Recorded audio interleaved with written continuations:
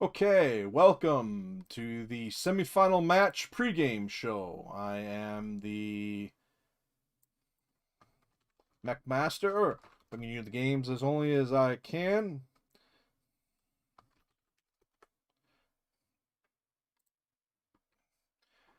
Now, we're going to try to give you some information, and we'll be... Channel switched. Well, what do you target in that There's situation? the live stream. Channel switched. All right, and so as we get going here, special thank you to Bird Thing for providing our graphics for this evening. Now, a bit of an update. As you may or may not have heard during the week, today was meant to be the full championship. Instead, we'll be having two separate broadcasts bringing you the semifinals. The other one will be very long time from now. The championship will be moved back until tomorrow, Sunday. So we'll have coverage for you. The event's not going anywhere. Anyway, what we have for you here is the this match right here: the Wolverines Reborked versus Jade Falcon Guards, the second and third seed in the championship bracket. We are going to be playing on the 12th VR Arena 2 server, and we welcome you to follow along. So, we're glad to bring this to you, and it should be a lot of fun. How did we get here, you ask? Well, here's how we got here. This is all the matches that we played.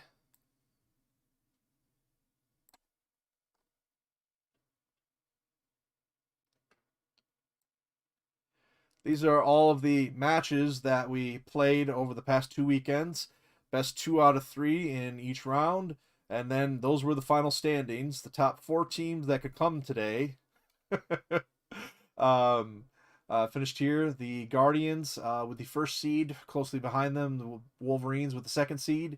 The Falcons with an incredible good second weekend, come in at third. And Heartless held on for fourth. The dev team started to make a run towards it, but ultimately ended up 3 points behind. And so, what do we have in store for you today? Well, we have drop calcs and we have other things, but the important thing is that we have 3 rounds today, and the team that is the first to come to 2 rounds will be the victor. These are the C-bill limits and maps for today. Completely different and more variety in the C-bill stuff. We are going to be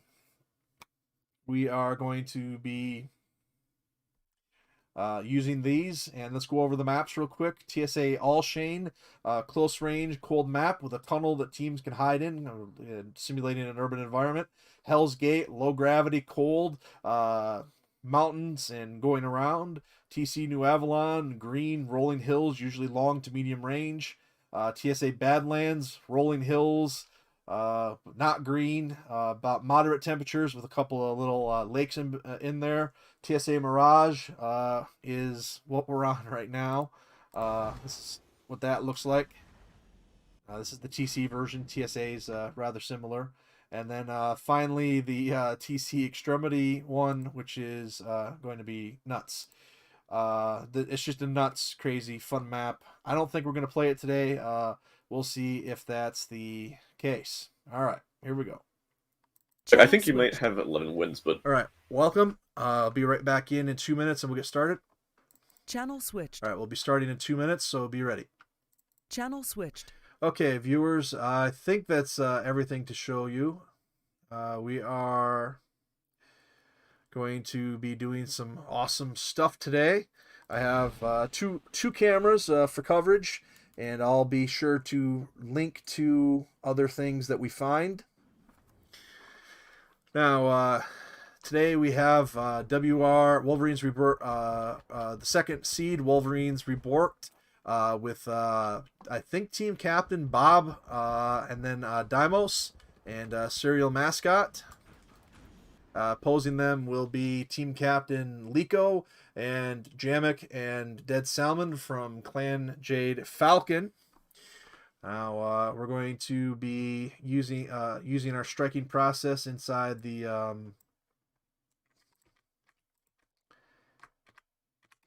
calc today. Probably should have done this to begin with. Not a half bad idea. All right, striking.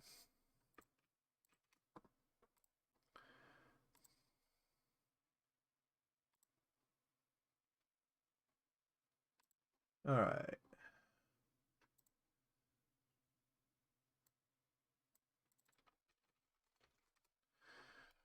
Okay, viewers, let's go ahead and get started here.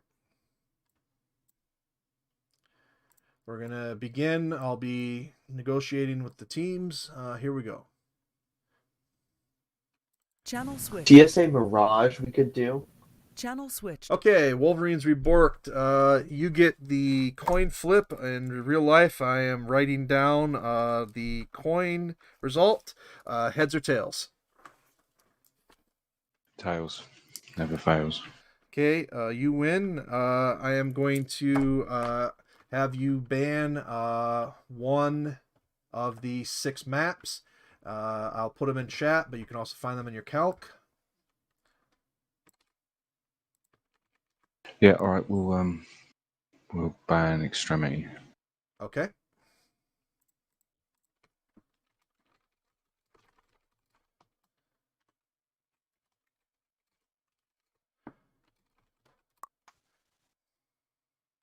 Channel Yeah. switched. Post also the restrictions on challenge, so it's easier to Oh, read. okay. They banned Extremity. Hmm. What do we? Wait, did we already do the coin toss while I wasn't here or something? Yes, Unclear. WR did the coin toss. Oh, okay. They won. So now you ban 2 maps. All right. Which one's Ashley? Alshane is the Tunnel one one. that has like the oval-shaped pit in the Snowy map. It's a Solaris That is map. the one? Okay, viewers. We're Oh, showing you wow. The live outside banning edge of the map process. is like a raised area, basically, and the middle is like a very long death pit. It's an adaptation of a map from Mechwarrior 2 Ghost Bear's Legacy. I did not know that. Cool. Do we want to ban like Badlands? I feel like we could Badlands. I kind of want to get rid of Mirage because I feel like Bob is very comfortable doing jumping, kiting memes on Mirage. Okay. So I'm gonna say let's Beautiful. ban Mirage and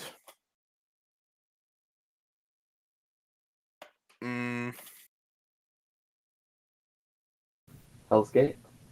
New Avalon. I don't know. Are there any maps that you guys really don't want to play on? I'm fairly Oh. confident about all of the other ones.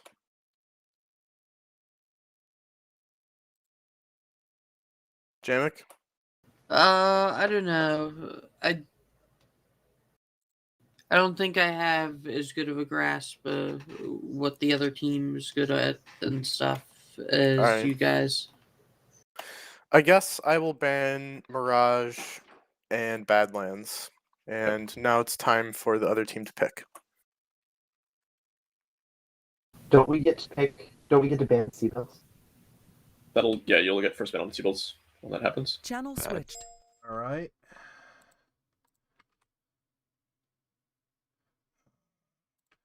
Okay, they banned Badlands and Mirage. Now you get to ban 2 more maps. So we choose now basically which ones you want, Alshane, Hell's Gate or New Avalon. Thoughts? I would say Hell's Gate on Avalon. Hell's Gate. Ban Alshane and New Avalon.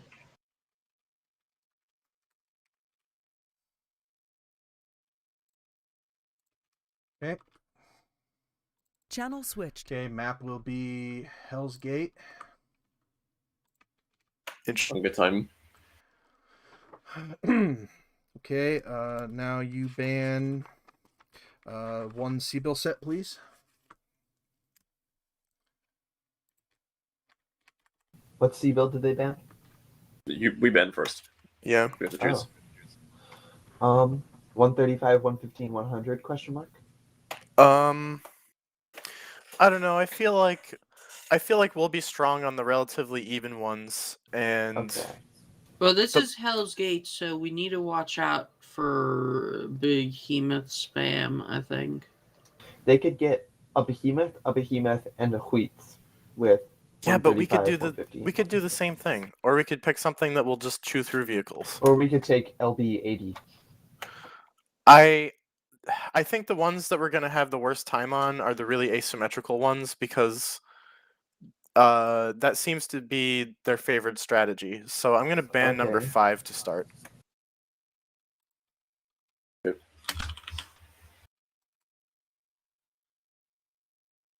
Channel All right. They've switched. banned number Seabill set 5. You get to ban 2 more. Oh, perfect. So what are we looking to have here? High or low?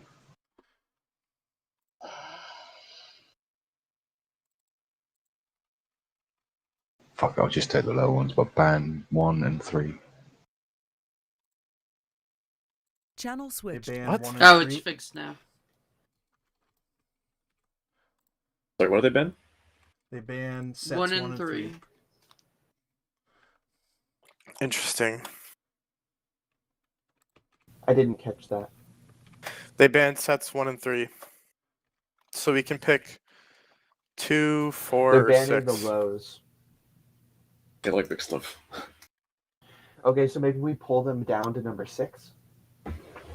Cut them Number off. 6, we Yeah. could still potentially do like a couple an LBX demo or something like that. A couple interesting. demos. 3 demos. I don't think probably you could afford the do Goss 3 with demo that, with 77. but you could do 2 demos. So they hit 1 and 3 because they didn't want to fight us on low. So I say we get rid of anything above 100. We go 4 and 2. I agree with that. Swipe them on number 6. Okay, which 2 are you banning? We picked set 6. Okay. I already told them in chat. Okay, Hell's Gate's at 6. I can change map for you guys. Yeah, please. Channel switched. Set 6 map, set 6 on Hell's Gate. So 99, 88, 77 on Hell's Gate. Yep. Channel switched. All right, viewers.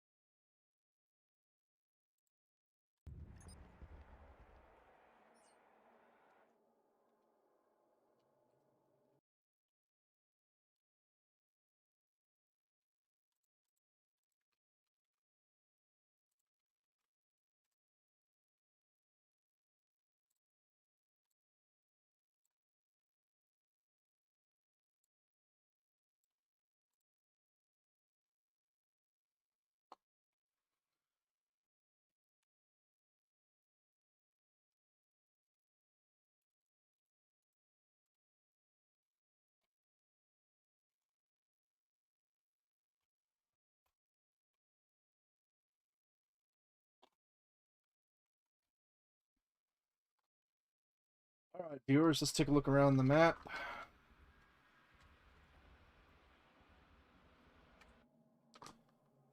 Okay. Map is Hell's Gate.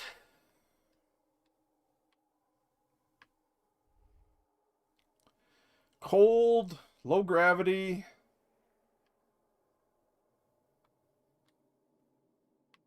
Some good spots for jump sniping. Some water to stay extra cold. And you can play a different amount of ways here. You want to bash your opponent close, you can come here. You can operate mid-range, trying to operate against your opponent, shooting through these things. But more often than not, we NASCAR around the map because it is a circle. We being by NASCAR, the teams go in the same or opposite directions and can't find each other. It's a 15-minute time limit. The winner of this matchup gets a reservation in the championship round here in the third weekend of the event. The team that does not make it goes into the third place game. Let's go ahead and check in on our team's progress. It looks like the Falcons are still working on their things. The thing about this map is it's cold, but it's not infinitely cold. You can definitely get warm continuously firing your weapons on this map if you're not careful. The other thing about this map is that you can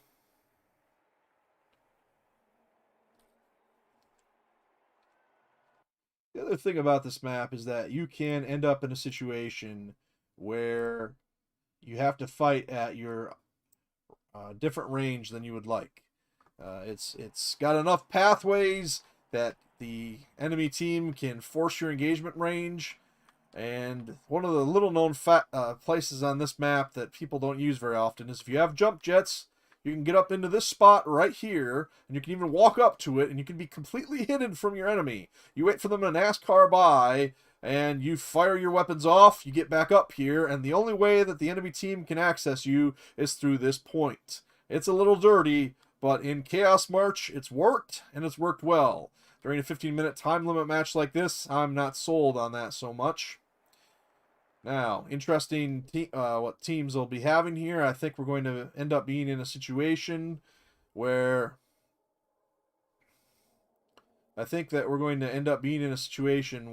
we're not entirely sure who goes where and who knows what. We're going to be on a map with a lot of question marks, I think, because these two teams are excellent teams and they've played well. They both have earned the right to be here, but ultimately, at the end of the day, well, we'll just have to see what's going on. I think one thing to look out for here is Liko versus Deimos in a 1v1 situation, because I think that they match up well against each other, and I think that might come down to something interesting. Now, pilots to keep an eye out for. There's not a bad pilot out on that field. Bob or Deimos has to be the top dog for Wolverine's Rebort. But not too far behind is an up-and-coming younger pilot, Serial Mascot. For the Falcons, Liko, I would have to think one of the top pilots in the game. But don't mistake Jamek or Dead Salmon for anything less than capable, because both are excellent there. Jamek, a longtime veteran of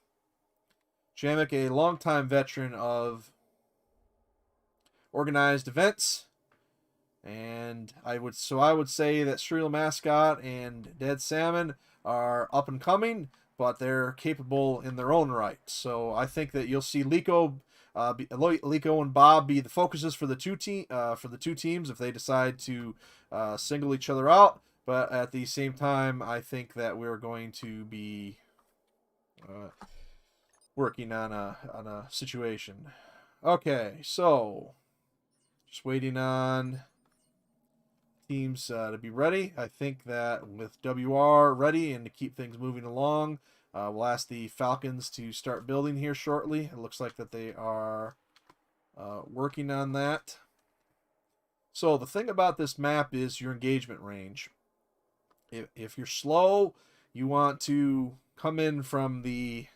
If you're slow, you want to stay on the outside, usually. If you're fast, you can go anywhere on the map. I think that we're going to end up seeing a fight on the outside rings, though, looking at the two teams' preparations here. Just waiting on Falcons to finish up. And let's take a look at the timer. We're at 38:00. I think that we'll be ready to go here probably in about 3 minutes or so. Another interesting option on this map is to come up here on this perspective and jump snipe. That's one thing that you don't see as often anymore, but is still definitely a strategy, is to come up off on this bridge and come up here and just jump up and down. So you go down, you go up. User You have a pretty joined your good view of channel. the map. Hey. Welcome, Direwolf. Oh. Everybody, this is the runner of the event, Direwolf 2K. It looks like that the two teams are getting near ready here. If you were team captaining today with an 88, 77, and 99K limits, anything that pops into your mind that you would use instantly? So I was actually just with CGF listening out what they were doing with their list. I think for the most part, I'm probably would have done what they would have, with maybe like one or two exceptions. Go very heavy on like the top buy asset would be some very heavy DPS stealer, then have like a sort of an off tank and something else that does a lot of damage. Kind of just the idea of like for any kind of like list where it's the limits are pretty similar to each other, I would try and have 3 assets that are like all equally deadly. And it's just kind of a hard call for their team to figure out who needs to die first. WR's list is really interesting, though. It has a similar philosophy, but focused on a tank instead of an assault mech. What can you tell us about this map? Very short range. All about just doing as much damage as possible at a low range as possible, usually. There are some other ways to play it, but that's often a lot more effort intensive. All right, For looks just like to kind of do on a smash. Looks like we're underway. For the WR team, we have a Morgu Alpha with 3 large pulse lasers and 2 streaks, a Vulture B with HEATMs, ERPPC, and an Argus UAC-20 SPL and SRM. What are the Falcons bringing to bear? They're bringing an awesome Bravo for their top buy, which is 4 medium pulse lasers, 2 UAC-10s. Their second highest is an Avatar Charlie, H. Gauss, 2 SRM-6s, 3 medium pulses. And their lowest is a Warhammer Echo, which is 2 LBX-10s. Will be quite helpful against the tank, I wager. 2 medium pulses, I believe, and 2 ER smalls. 1 SRM-6. So how do you see this fight playing out ideally for each teams? They're about to run into each other, so I think the ideal for the WR team is if they manage to engage at 0 range, so they can use all of their ATMs, I think. First couple hits are on Liko. Okay. I don't think that did too much damage, though. Let's see. Almost slowly getting into range. Heat trading is a little bit unwise. Let's see what their plan is. They're letting the demo push up. He was getting caught out. He has to put down his fire on the tank. Jamek's out of position. Or rather, Dead Sam is out of position. Jamek's just taking all the fire. He's gonna get focused. They're hitting the demo's turrets, I think. Wow, might be able to tank fire. Fight. Oh man, this Jamek is already down. So is Deimos. Bob and Cyril have been almost entirely untouched. Cyril Mascot's just been doing pure UAC 20 damage. Bob to Dead Salmon. I don't think he can do this. That's how much damage Bob took. As long as that UAC 20 is still up, it's gonna be real bad.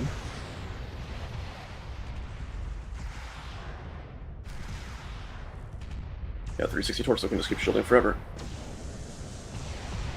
But Salmon has to land his final shot here. He might have a chance if he takes off Cyril Mascot's arm. No. Let's see how close this was.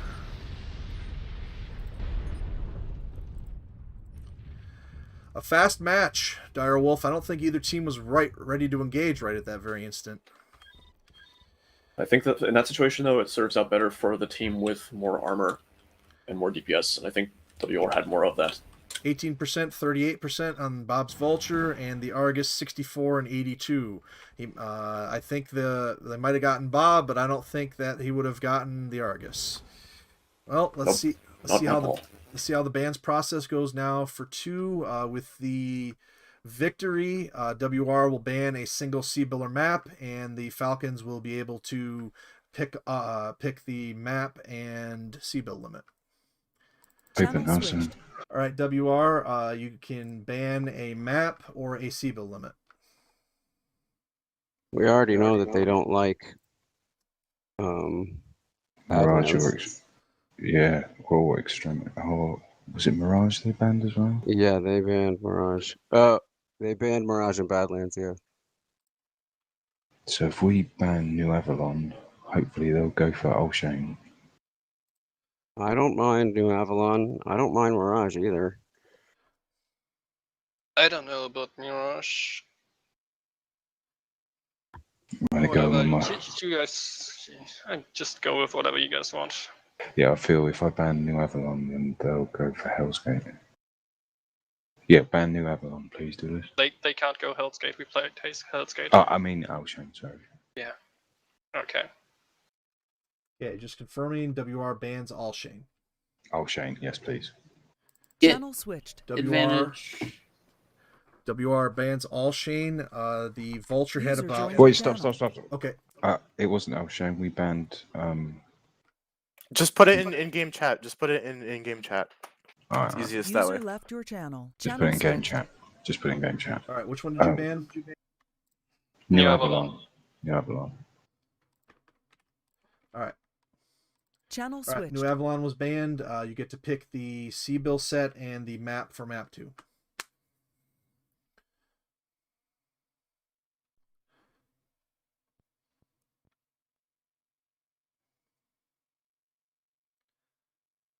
All right, guys. What do we think is our second strongest, What do you mean? or our first strongest actually? Because we didn't get to pick last time. I don't know. Maybe we should go for low C bills. Like we could get a Number couple, 1 or number 3? Like we could get our Uller Prime at number 1, and Locust or whatever. User joined your channel. I'm thinking number 1 will be stronger because 66 will give them something beefy. Tonk. Question but is what 66. map to do that on. We could take the Catapult Beta.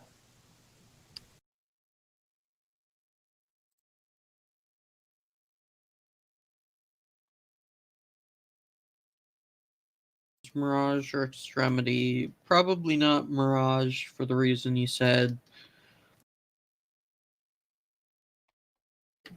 Badlands could work. I don't remember All-Shane the same way. All-Shane just doesn't stay in people's memories. I'm Tunnel. thinking either Badlands or Extremity. What do you guys think? Depends on what your favorite starters are. If you're going for, like, if you're comfortable with starters that can work fine in low temps, I think Extremity might be good. Locust.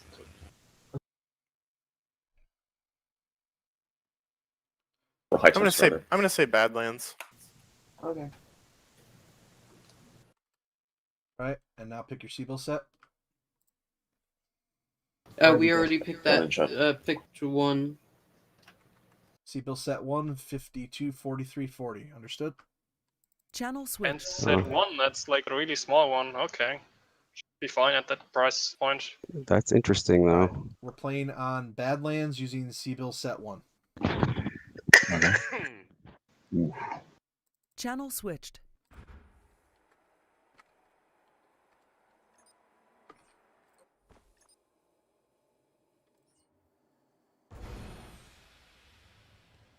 All right, viewers, Wolverine's Rebirth up 1-0.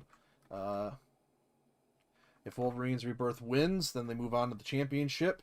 Falcons are looking for a victory here to move on to themselves. The team that does not move on to the championship still gets to play in the third place game. So if you want to consider it double elimination, we can. So you are watching the 3v3 semifinal match number 1.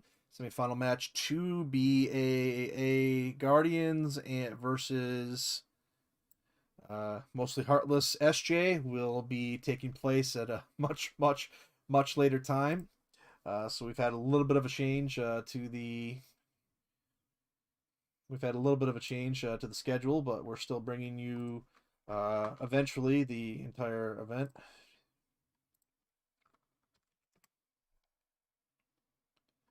So as you enjoy a look at Badlands,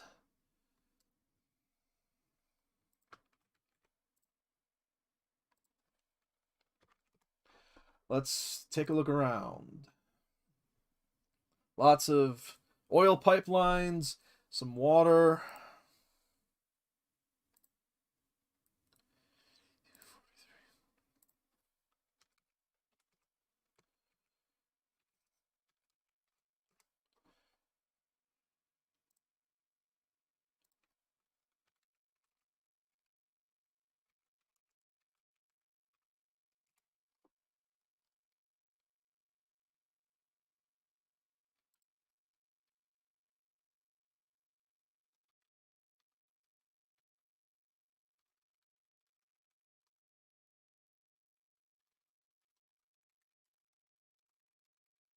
So, how was that battle, everybody?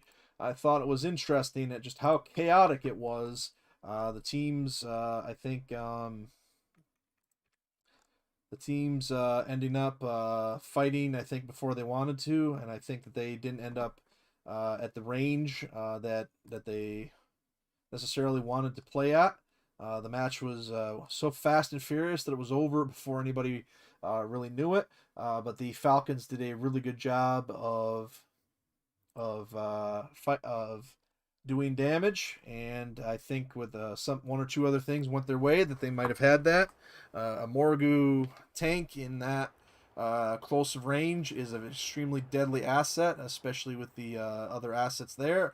But we're here to talk about TSA Badlands. I believe it's an Ivan map. There are your puddles of water. You can see that it's next to an ocean that you can't play on because it's out of bounds. Visibility is affected by the rolling fog. You can play long range here. You can play medium range. If you play short range, you're going to want to bring some somewhat fast assets. Now, there are some places that you can set up on this map, such as inside of these rocks, to force your enemy to fight you at extremely close range. Another interesting aspect is that you have two different places to spawn from, either the north or the south bases. And sometimes teams just come out of their hangars, sit up on these rocks, and wait for the enemy team to engage them. Particularly if you just stand, I've literally seen it, you stand right behind this hill and force the enemy team to come at you from either flank. So it's very interesting. The topography of this map enables a lot of gameplay variety, and it just depends on what you bring. One area that I like to force matches on that does not get used very often is inside this little city or base, because the sight lines are not very long, and while your enemy certainly can roll up on a hill, shoot, and come back down, for the most part you can close the range that they can fire from you rather easily, because you have this wall to protect you, and you have this area that's not very wide open. One of the interesting things, though, is that the temperature is about average on this map, so you're going to be able to use your heated asset, heat inefficient assets, but they won't be as heat inefficient as you might otherwise expect. But it's still warm enough that you do have to watch your group firing or weapons timings. If you have the hot assets. The interesting thing is, though, is that you forget that there's quite a bit of water down here. I am a submarine. Bloop, bloop, bloop, bloop. You have quite a bit of water here that you're able to come in and cool off with, and it can also be a good way if you really want to set a trap. I don't want to say you could power down inside this water, wait for the enemy to come by, fire it up, and go. You do want some radar on this map, and it's lambs, lambs, lambs. You absolutely want to have lambs enabled for this one. So now we have the teams. Let's check on their progress here. The Falcon team appears to have, each team looks that they have one asset built thus far. And a thank you to all the teams for coming in on the third weekend to complete the championship. This might be the last match of this roundup. It might be the second to last. We'll see. The 15-minute time limit, best 2 out of 3. Coming in on the limits, each team has 52,000 C-bills for one slot, so enough to start getting into some medium assets, 43,000 and 40,000, so you're going to be stuck in lights on those other two, and particularly with the 40,000 C-bill limit, you're going to be using some, shall we say, discount budget mechs and tanks. They certainly can still contribute, but I'm not entirely sure. I'm not entirely sure what they're going to be doing if they're forced into frontline combat, or if they're the last thing alive, as we saw on that last map. Let's go and take a look at the bracket and maybe even update that a second. So here we go to the bracket, and we can report. We can start the tournament, and we can report the score. Wolverines report Jade Falcon Guards. Wolverines report. User joined your channel. Hey, 1-0. I was just talking with CJF with their list building. Is it okay if I sub in for one of their players? Let me check with the WR captain. If they approve it, no problem. Yep. Channel switched. WR captain, you have a decision to make. They've requested that Direwolf be allowed to sub in for one of their players. Would you like to allow this or deny it? Are they telling us which player he's subbing for?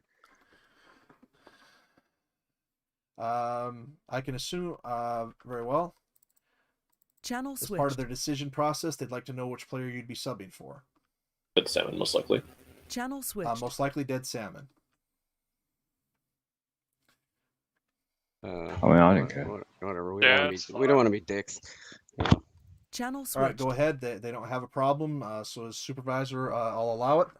Just want to make sure that the captains don't have an issue with it. Sounds good. Thank you. User left your channel. Okay, that is one of the partners in the event, Direwolf, who's done as much work as anybody to make this a smooth running event, and a special thank you to him, Bird Thing, Rick Hunter, and all the team captains, and all the players for playing, and everybody out there watching. We are coming to you live today. We are coming to you live today from Arena 2 server, provided by 12VR. It looks like the Falcons are built. They're just figuring out who's going to be their pilot.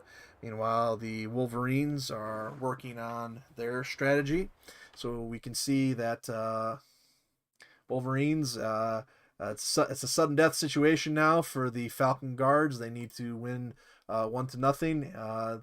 Wolverines Reborked is the number 2 seed and was only 1 point away from being the number 1 seed, but the Falcon Guards are good themselves. Look at this, tied with at 12 points apiece there, and so your top 4 remaining teams definitely know what they're doing out there. Now with this list, I think that you're going to start seeing with these lists, you're going to start seeing either firepower, armor, or radar in that 40,000 slot. 43,000 starter set. That's built into the public games. That's built into the very core of Living Legends. So you have lots of options and lots of strategy there for things being balanced. But once you cut that 3,000 off, that 40,000 slot, I think you're going to have to pick one or the other. Armor, firepower, or radar, or speed. because it's not going to have everything. Frankly, personally, I would be going Owens or Raven at that 43 slot myself, maybe considering those provide a good balance of armor, radar, speed, and firepower. And then for the 40,000 slot, I would want some speed there, frankly. I'd be looking if I could get an Anubis, a decent commando, and maybe even if there's one available, starting to look at Chevy at that point. And then personally, in the 52,000 slot, as much armor as you can get, because you need something to survive, but you need to make sure that it still has enough speed. So I think you'll see a medium. You'll definitely see a medium asset in there, I believe. And the other two assets are going to depend on what that asset is picked. You go with something slow in that 50,000 slot, 52,000 slot. I think you're not going to pick super fast asset to go with it. But if you pick something very fast there, if a team surprises and maybe picks up a mask Puma or something else there. So anyway, it looks like the WR team has started to decide. Yep, they've decided on what they want. So we have the two teams ready, and I think this is going to be interesting. I'm just looking at the lists right now, and I'm purposely trying to avoid showing either team until we kind of get out into the field, just so that you can hopefully have a nice feel for the map now. But I'm just in general looking at the two lists. I don't think speed's going to be an issue for either team. But the interesting part, I think, is going to come down to where they engage, because the difference in the selections here is going to come down to the weapons range and armor. I think I like both lists. They do kind of the same thing, but in different ways, and I think we're good to go here. So all right, Channel switched. Og38, good luck. Channel switched. Og38, good luck. We have one AFK for a little bit. Oh, all right, never mind. He'll be back. Channel switched. All right, never mind. We're waiting on the AFK. Yeah. Channel switched. Okay, so let's just talk tech trees while we get a chance here. I am not seeing a ton of clan tech in either list, and I'm definitely starting to see weapons ranges are definitely pretty harmonious.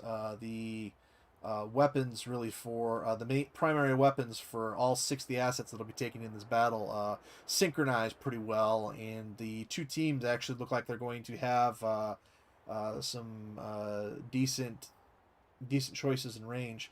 Now, one interesting thing I've noted is that both teams have actually selected to not utilize all of their C-bills on one of the slots. Both teams are actually down a good couple of thousand C-bills on there. So they found assets that they particularly want and like. And so how did we get here? Well, we have the 3v3 that we did, and we did it over 2 weekends. Each team played each other once, and we used the ability. Teams had these 7 maps to choose from, these 6 maps and these 6 C-bill limits to choose from. They were able to go there, and it looks like we are underway. Okay, so let's follow the WR team from that perspective. Okay, so the two teams are ready. This is map 2, TSA Badlands. The Falcons are in sudden death territory now. If they lose, they're out of the running for the championship. We have an Ares Delta with 2 EUAC 5s, a Raven Beta with stealth with Gekum and BAP extended radar. We have an Osiris Charlie with PPC and jump jets, and that's for the Wolverines Rebirth. For the Falcons, we have a Chimera Foxtrot with AC-10, an Uller Prime with LBX-5 and large laser, and a Chevrolet Fox with LBX and SRM-6.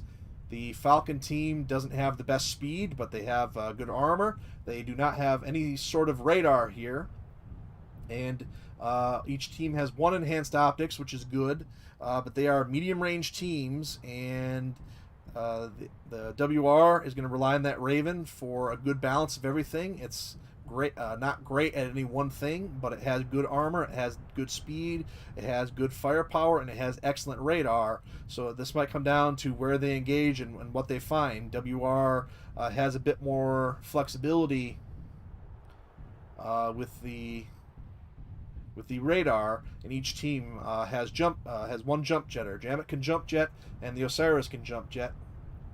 But the Osiris has the advantage if they get into a jump jetting war due to its 700-meter range on its PPC.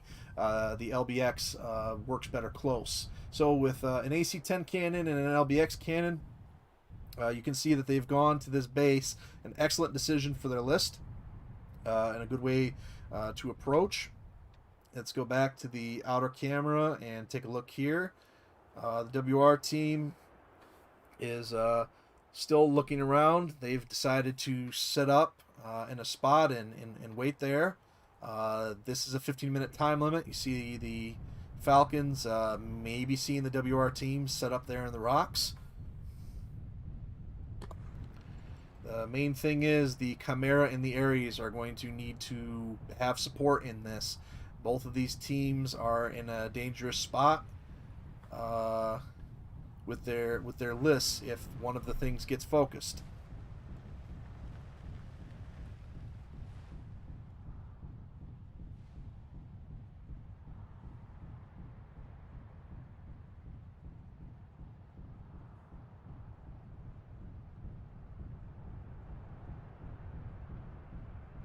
All right, it looks like we're getting ready now. The two teams getting in to fight. Who gets the first shot off? WR opens up. Direwolf opens up. Liko says, let's go get him. Daimos working here to control his asset. And there goes Serial Mascot. The LBXs working the close range advantage for the Falcons. And Direwolf, an excellent pilot, adds a little bit of extra experience in that particular asset. WR needs to focus fire quickly or they could very well be in trouble, as you can see. And we're going to go to a map 3.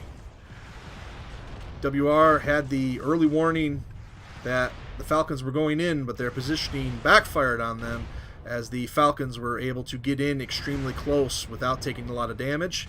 And Bob's going to do what he can here. I think that WR did a lot of damage here, but the position they were in just did not work well against those close-range assets.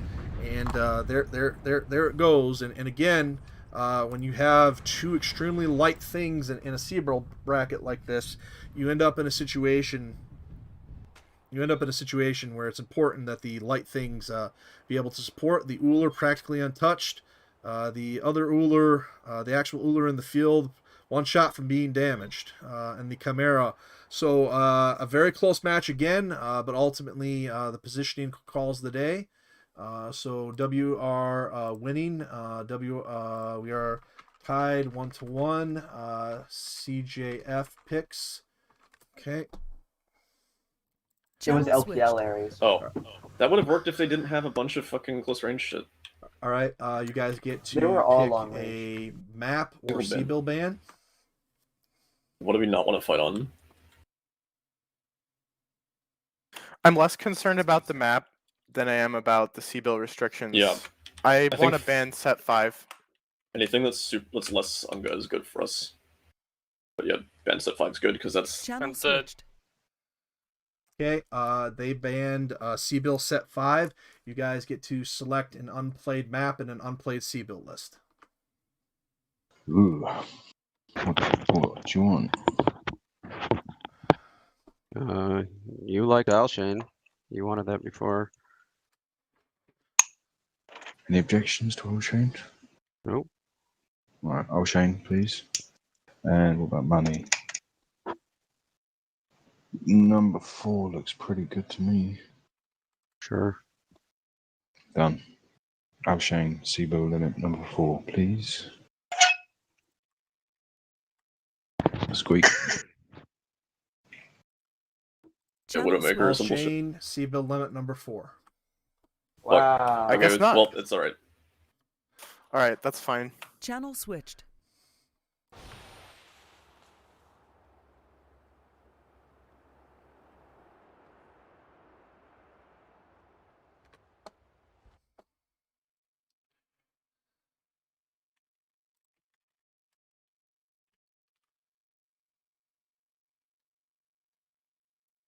I think there that the Lico, the team captain of the Falcons, wanted to change his pick, but they already had made it there.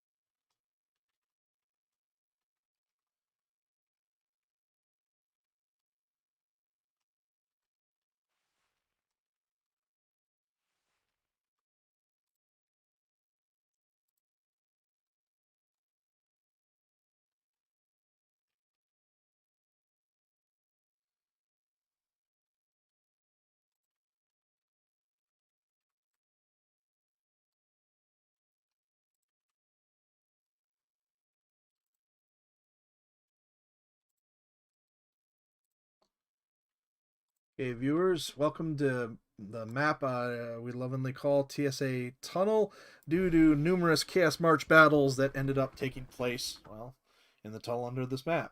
TSA Allshane, close map.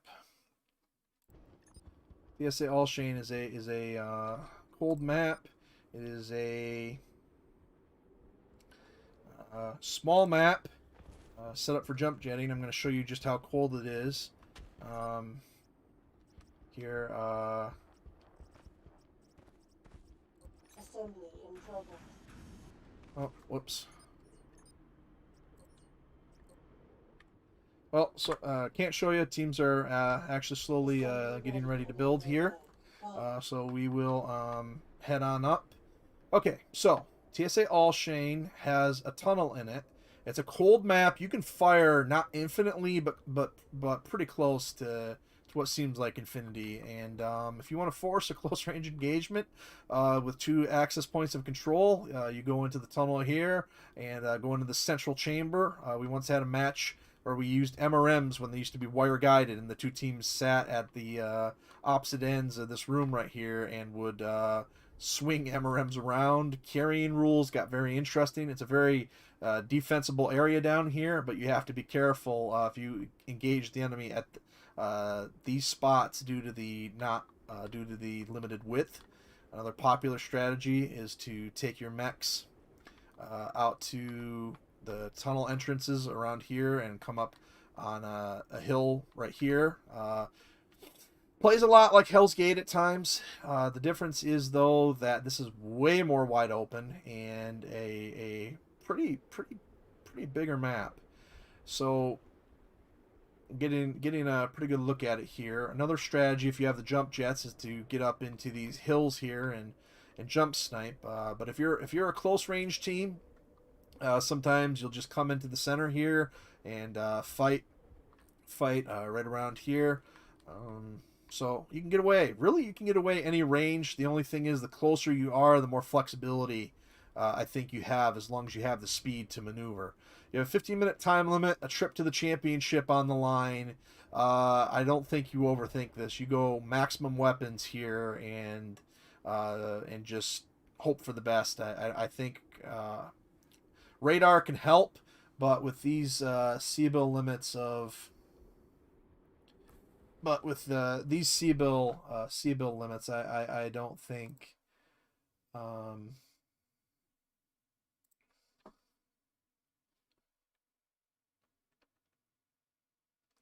C-bill limit of 135. You're buying assault mechs. You're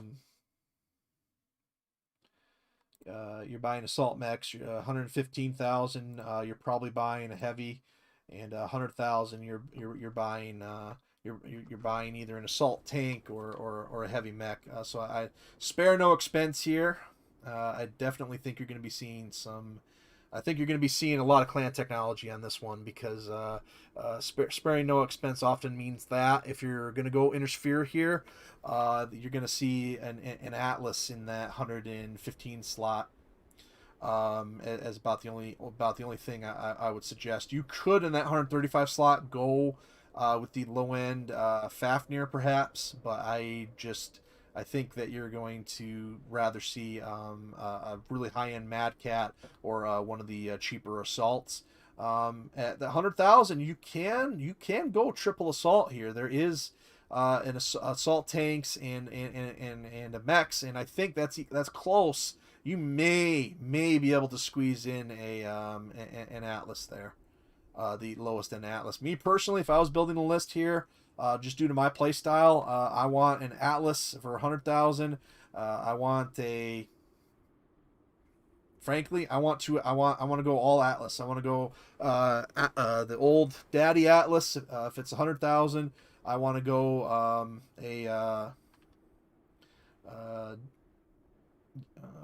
Atlas Charlie for 115 if it's available, and I want to go maybe not, and I want to go 135,000. I want to go maybe the Atlas Golf. I'm going to bring my maximum armor. I'm going to run slow, and I'm going to bring my short to medium range weapons. But we're going to have some LRM racks or something on all those things, and we're going to say, "Come at us, bro." And just hope that we don't get outranged. I'm going to take those things. I'm going to travel to the tunnel, the enemy side, to see if they're out there. And if not, I'll come back out, and we'll sit up on top one of the... we'll follow the track around, and we're going to avoid fighting at center as much as possible. But I think you're more likely to see something here along the lines of probably a Mad Cat, Masakari, and a... maybe like a demo tank or something like that. So anyway, you can see it does have a day-night cycle. It doesn't affect the temperature at all. The visibility can get a little bit impacted here, but it's not too bad. I prefer fighting at night on it for some reason. Looks like checking in on the teams here. They can take all the time they need in the world. It looks like that the WR team has built 2 of their assets, and it looks like the Falcon team has built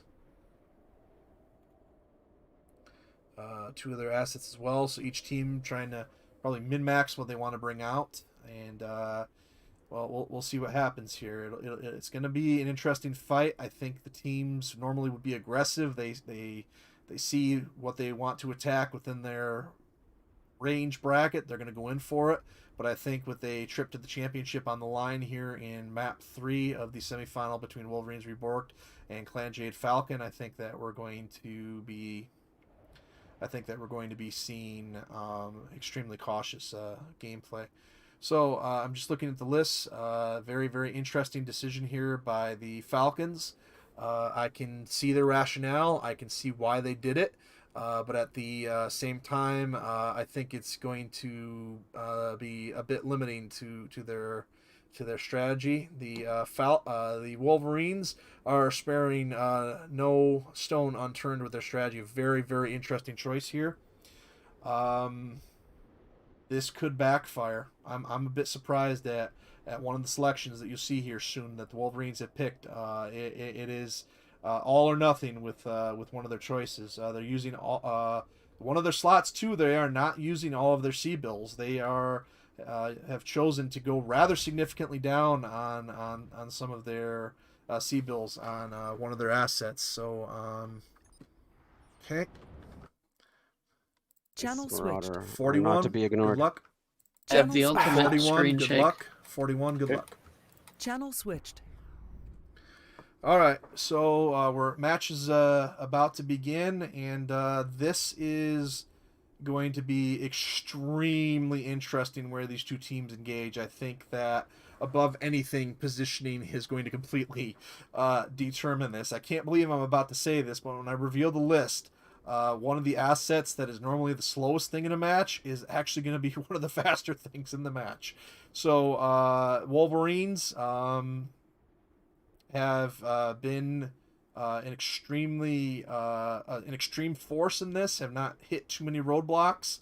The Falcons have brought their A game today and are fighting and giving WR. I think WR knew they had a tough opponent, but I think that last match shocked them just a little bit. And so here's the deal: WR is bringing a Thumper Rommel and a heavy Gauss, 2 large pulse laser Marauder, and a heavy Gauss, 2 PPC and SRM Atlas. They went maximum armor. They threw speed out the window.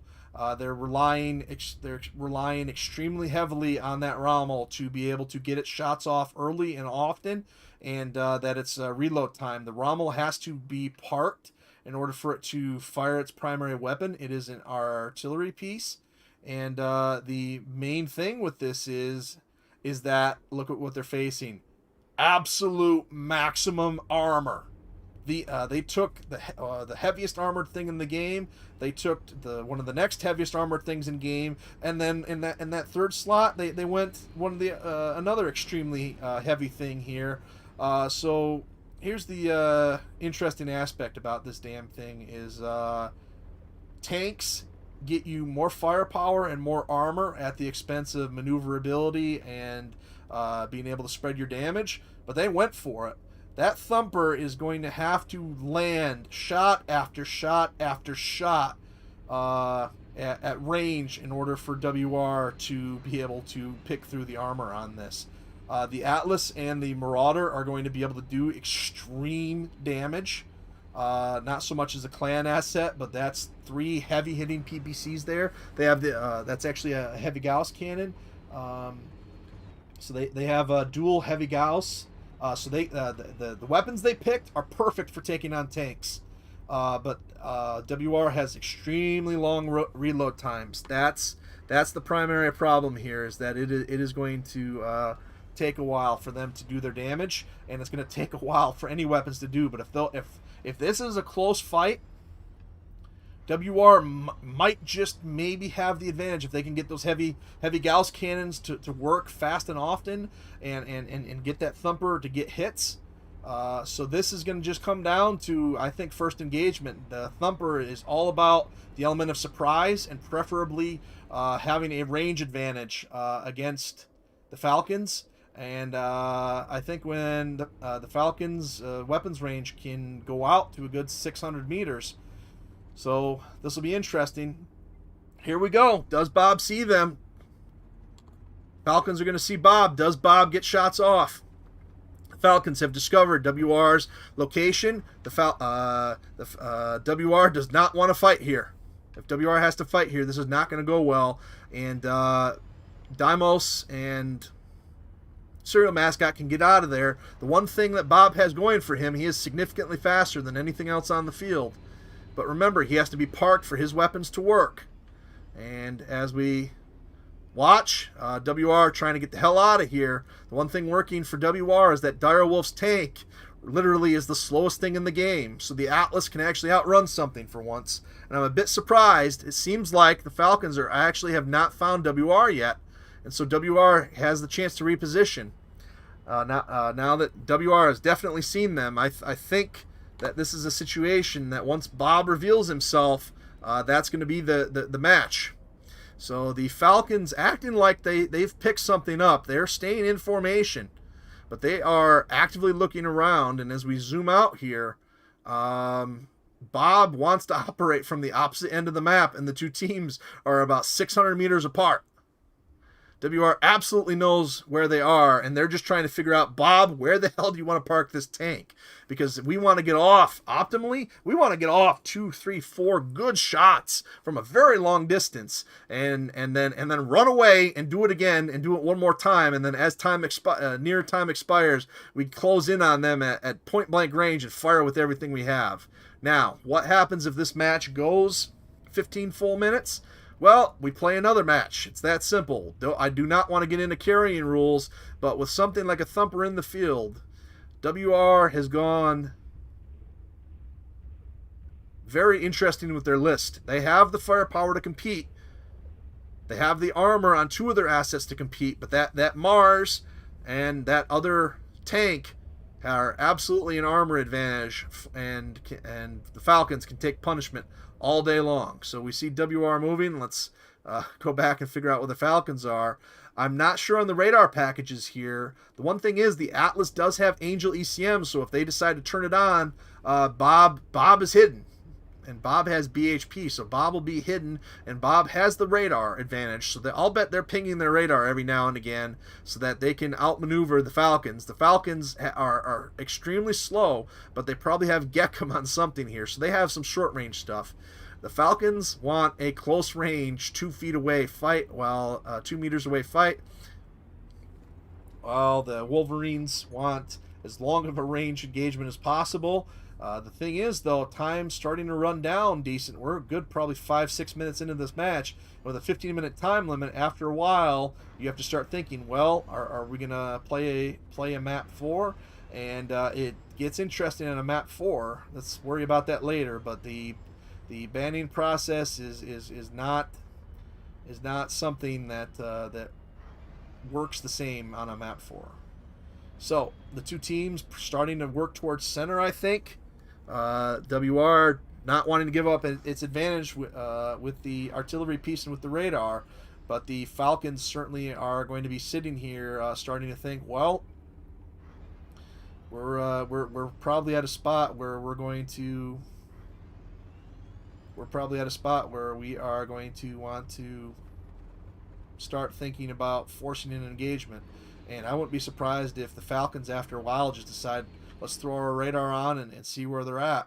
WR in a good position here. If the Falcons came out in the open, this is a good position for WR to attack from. WR just wants a hill to retreat on, and they want wide open lanes against the Falcons. This C-bill limit bracket does have some limitations, but as you can see, you're starting to get into some pretty heavy stuff. And there goes Bob. There goes the hits.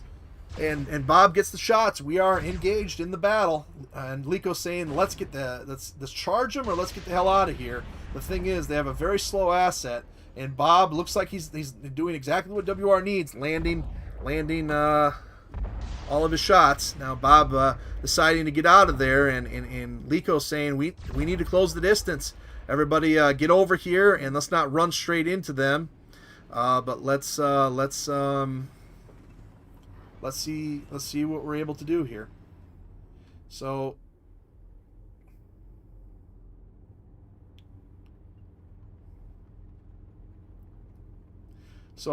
there's been damage done.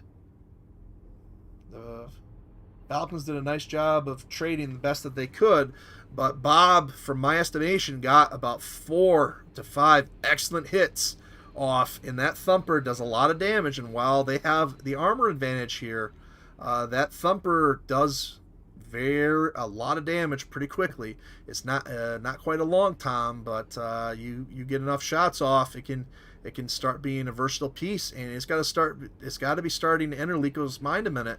That wait a minute, time's running out here. We're certainly not going to try to play for. They want a result, win or lose. The Falcons definitely want a result, but they have to start thinking: should we rush into them if we know exactly where they're at, or is this a situation where we're absolutely going to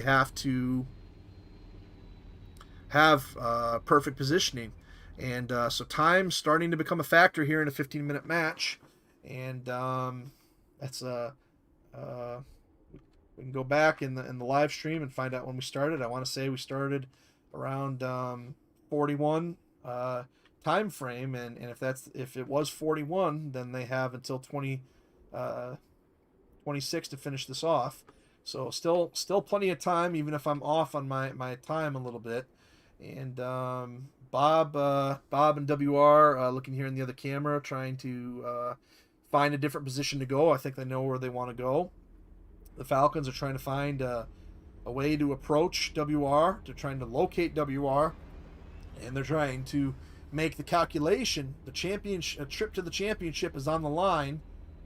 If we end up in a map 4, it's a bit of an unknown how that's going to work, and we know that if we can close the distance, we can take them. But we took pretty significant armor damage early on, so our armor advantage might not be the best. as it was before, and we might not even be entirely sure exactly what they have on all three of their assets. While we saw an Atlas, while we saw a Marauder, and we saw some of the weapons they were firing, we might not have necessarily identified everything they are.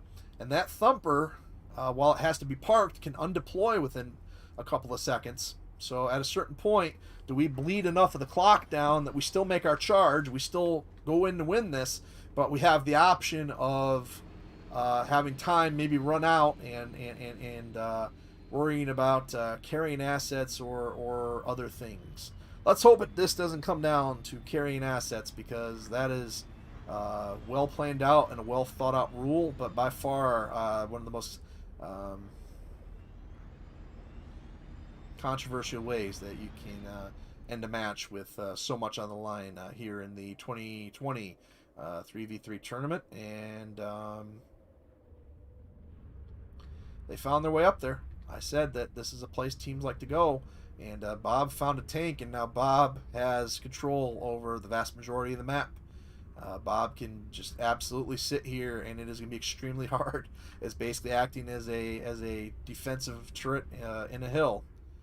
So WR is ready for the final engagement, and the Falcons are just trying to figure out, okay, we're going to be aggressive here, but we're not going to blindly just run into them. We're going to set up a kill box, and as time runs out, we might turn our radars on and try to find them.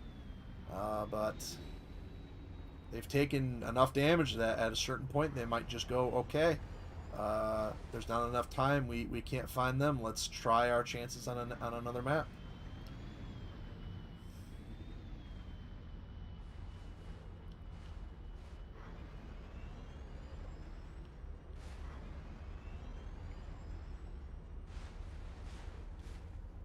So you can see that perhaps it's possible that if the two team leads agree, if something gets stuck or somebody disconnects, that we can have a hold and stop the timer for a little bit, and that's entirely possible that they might be doing that. Except that it seems that they haven't. So the Falcons just trying to get that thing unstuck and in a good position, and WR realizing the clock is running rather low now. And so deciding Bob is well protected. We still have pretty fresh armor. We took damage, but not as much as the Falcons. We're going to utilize our Angel ECM and long-range firepower to send something out. Try to find out where they are, and maybe Bob can get a kill before the clock runs out. And also to let the Falcons maybe see that here we are, willing to engage you. You can see that the clock, if there haven't been any holds, clock may be down to 2 minutes. So we could have an engagement here, and we do. Serial Mascot taking the full brunt of the enemy firepower. He is able to get away. Bob not able to return fire just quite yet. And there he goes. Bob gets some fire. Now this is all about killing Serial Mascot and Deimos. Bob getting as many hits as he can, but Serial Mascot taking the full brunt of the Falcon Force's attack. There goes Serial Mascot. Now WR is in the open, and Deimos has to get out of there basically, and Bob has to pull one out and kill at least one thing here. They're not going to be able to attack Bob very well, so they're just going to cut and run if they're able, but time running low here. 1 minute left. Deimos has to make something happen. They have to get a kill. This is all about WR getting a kill here. If they don't, and we use the carrying rules, well, CJF will see you in the finals. Deimos trying not to go out in the open, but realizing I need a kill, but I can't die myself. Bob continuing to work away on them. Liko saying, screw it, let's get up here and start attacking Bob. Bob trying to get a kill. But while extremely defensed up there, he has to not die himself, and so this might come down. We might be down in the last 20 seconds. Deimos doesn't have the speed to catch up, and only has the weapons range now to fire on Direwolf. Bob is going to have to figure something out, because I think we're out of time in 10 seconds here, And if everything's gone by the book, then we're gonna let this one play out. But if this has gone by the book, the Falcons may have just punched themselves a ticket to the championship. Yes, time has expired.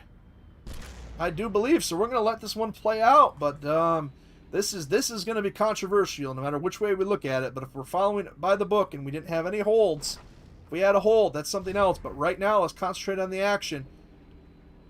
Deimos has to kill something. Bob has to kill something, but Bob has to spread the damage. That's the problem. They have one of their tanks, one of their tanks, very heavily beat up. See, Direwolf's taking a lot of damage, the heaviest thing out there, but the Falcons deciding, okay, we need to go back here and destroy something, and we have to stop letting Bob do everything. So I think that if they still think time is going on here, that Direwolf is going to slowly, carefully come in and try and kill Deimos, and if he dies himself, they probably still think they're tied. So I think both teams eventually are going to realize that time probably has expired, and we'll officially update to you once we have that information. But right now, this is all about Deimos trying to kill Direwolf, and the other stuff moving in. I'm going to let these two teams play this out, and we'll figure out where time expired. But as of right now, I do think that if everything holds, that the Falcons may have punched their ticket. I think one of the arguments that WR is going to have about this is that they are going to, if WR is able to kill everything, then I think that WR, it'll be in some interesting arguments. Let's worry about that later. You can see Deimos just sitting here trying to attack things. Bob trying to get a kill at the 24 time marker. It'll be interesting. Like I said, there is a strict 15-minute time limit, and when we started, if there is no hold, this will get interesting. Let's play it out though, and see what happens, because WR might have a chance to kill everything, and we'll talk to the captains. But this will definitely be interesting, because we have absolutely gotten past our time limit, and even if there was a hold in there, we have three different perspectives recording this, and it's going to be the decision of the tournament, working out the time limit here. The two teams need to remain aggressive, but they also need to remember, unlike in CM and a lot of other events, that the 3v3 has a 15-minute time limit. Concentrating on this, Jamek has to find Deimos and kill him before he goes to engage Bob. And while he has a lot of armor and he has decent range, he has to scare Bob off that hill or get to cover. And right now, Deimos, off camera, is just trying to get away and let Bob do the work here. Bob, depending on how damaged he is, might just simply come in here as Deimos sneaks in a shot coming in from the back. This is going to be extremely interesting. When did time run out? How many things were alive? And, well, the two teams sitting here, this has been a match for the ages. Remember, Bob can fire from close range, so Bob deciding to get in here. Jamek trying to make something happen, but being fired on two things at once, it'll be interesting. Let's go check on how much damage WR has, how damaged their assets are, and again, the match results are uncertified. If it's due to if time ran out when I think it did, CJF might have a victory via carrying assets. If it goes on deaths, though, WR will have it. So here we go. The Atlas extremely damaged. Could have been almost killed. Almost did a good job keeping it alive. And Bob was also almost one kill from being alive. Again, there is a 15-minute time limit in matches. And what I think we'll do is have them play a map 4 on the record, and sort this out. Okay. Channel switched. Yeah, I Okay, did throw that. How did you guys get split up? this is what I'd like Because to do. I ordered something and Yeah. people didn't do it. They had their own ideas. That's why. This is what I'd like to do.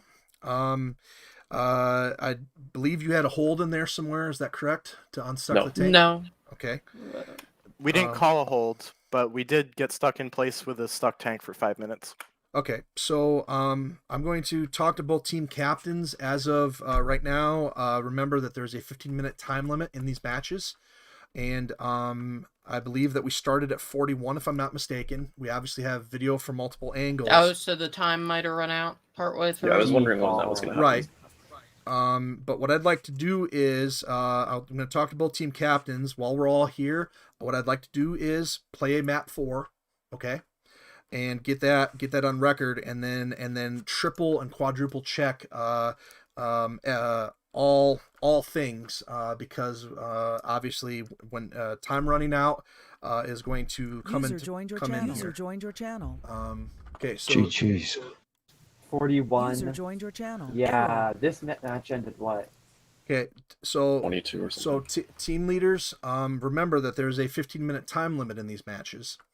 What I'd like to do is play a map 4 to get that on record, and then go back and take our time looking through the various videos that we have and ensuring everything. But where we are right now is WR killed everything, but did they do it in time? And so what I'd like to do is push off that definitive decision a little bit so that we can make sure we do that right. So what I'd like to do is, if the team captains are okay with it, I'd like to play a map 4 and get that on record, and then we can before we leave today, we'll all go back and take a look and make sure that we have a definitive point that this is where time ran out. And if the team leaders are okay with that, that's there. Otherwise, we have the map 4 result there. So What's stopping you from just checking it right now? Yeah, I'm looking at the VOD right now. I've got it on. So that means match ended at 26 minutes. I'm looking at 27 minutes right now. and We were. I think the Falcons. I think one team. I think the. We never called hold. Right. Yeah, we never There called were a no hold. We were holds. just stuck. We started at 41, so that's 50. Well, within Right, 50 and minutes. at that point, if time expires, the way that the tournament is set up, Chaos March rules prevail when we have an issue, and if time expires and one team has one thing more left living, that counts toward that. Yeah, at 26 minutes 30 seconds, I'm just looking at myself shooting at Bob up on the mountain where he stayed for the rest of the game. Correct me if I'm wrong, but by the time you were up there, wasn't your Marauder dead? Correct. But I was spectating. Oh no. No, he was. I was I up was. there. No, he was up there for a while I was still alive. so Absolutely. rather than sort this out right We can now, just- I would like to play a map 4 using and making it official, and then going back and making the definitive decision once we have that in there, so that we can take all the time we want to make sure that we get it right. So if there are no Yeah, sure. objections from the team Yeah, I'm leads, fine with another map. Okay. okay, Be fun. I don't mind. okay, Personally. Yeah, I'm fine playing another map, but I'm looking at the VOD right now. I Okay. rewound it a little bit. so Oh, here we're shooting at Serial Mascots Marauder. 27 minutes and 34 seconds is when he dies. User joined your all right, channel. So yeah. So what I'd like to do is the procedure that we've been using through the tournament for a map 4 is that the supervisor picks the SIBA limit and the map traditionally. But given that the championship's on the line, if the team leads would like to use the striking, I'll let you choose that, or I'll let you choose the striking system. Which way would you guys like to choose have me choose the limits, or would you guys like to choose the limits for map 4? We'll choose. Yeah, I like the striking system. Okay, so what we're going to do is map 3 will stand, and we're going to certify that result to map 3 later. So what we're going to do is okay, so the only thing with the striking system is we technically don't know who won. So what I'm going to do is I'm going to just flip a coin here to figure out who picks first. I'm going to go, I've written it down on a piece of paper, the result of the coin toss. And I believe, Wolverines, you had the first coin toss. Is that correct? Yes. Okay. Heads or tails, Falcons. Tails. It is Tails, Falcons. Please ban a single map, excluding the ones we've already played on. Are we doing the whole process over again, or just the? We're going to continue on. So Well then, I will ban. Should we leave so you guys can discuss while you're deciding? No, I know which one I want to ban. I'll ban set 5 again. Okay. Actually, back. I'll ban set 2. I'll ban set 2. No, 5. Okay. All right. So map 4, CSF bans set 4. Okay. So am I. WR then bans 2 sets. 1 and 3.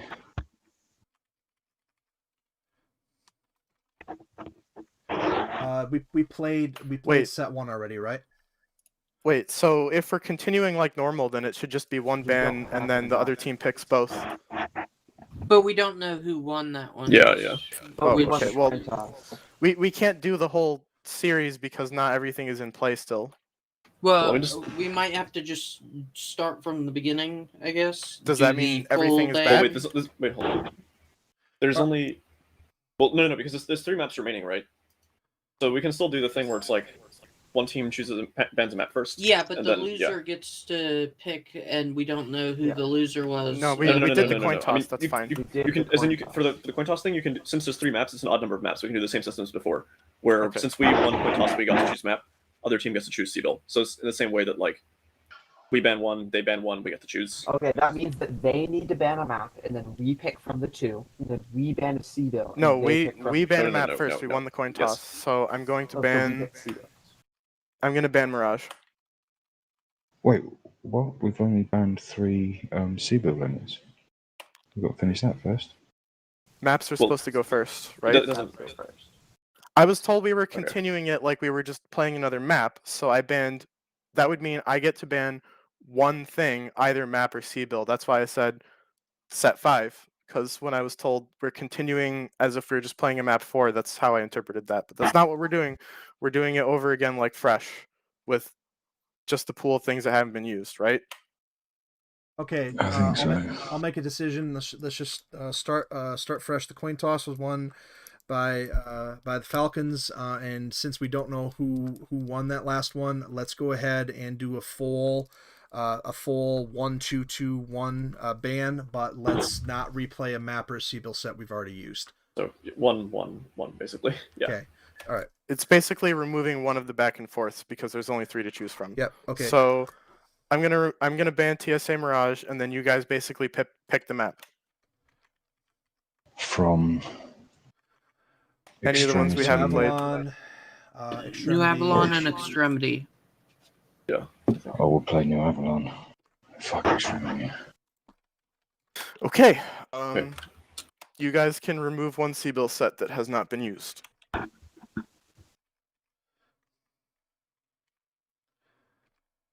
So ban. 5 and 2 is. We've used 1, 4, and 6. So you remove one, and then we pick from the other 2. 3. I'll remove 3. I knew you were gonna do that. Yeah. So which ones are available still? 2 and 5. 2 and 5. All right, I'll pick number 5. Oh, there you go. Okay. Mm. All right. Okay. So But before let, let me say this. On a technical execution, we did that match just now perfectly. Yeah. I would say. Yeah, Yep. we were really pleased with that. Took 2. Forgot about the time. We made Oh, a yeah, horrible yeah. misplay by splitting up in 3 directions. So Before we Yeah. split up into teams and play this last one, I'm going to go on record and make it clear what we're doing. We're going to play map 4 by the books, and then we're going to go back and certify the result of map 3, and if necessary, map 4 will replace map 3. Okay? Yeah, whatever. Good luck, guys. Have fun.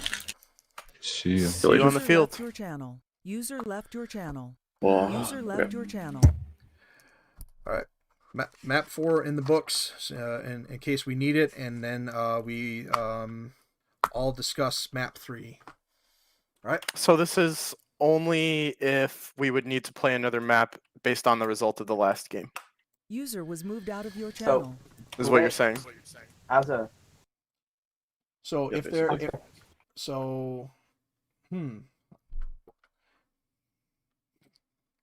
so somebody theoretically won on the last map, but there's a possibility that there was a tie in this one. Right.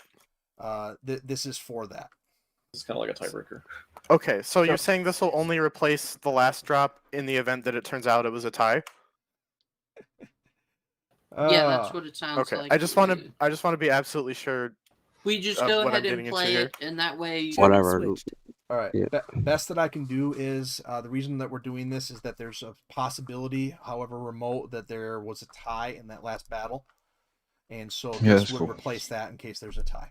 Confusing That's not- bullshit, I know, but this is the easiest way to do this. Could we also just like accept the outcomes if both teams are fine with it?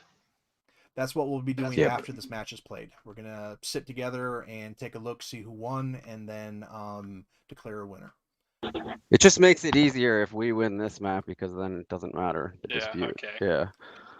All right. So If we were to So- if we were to lose this one, then we would have to bitch about what happened and Alshane. all right. So all right. So So just confirming, we're playing Seabill set 5. Yeah. Yeah. 164, 77, 65 on New Avalon. Just downloading. Channel did. switched. Just no, they confirming. didn't. That's They were not in the tunnel. They were Seabill never in the limit. tunnel. Seabill limit 5. Set 5. 164, 77, 65 on New Avalon. Yep. All right.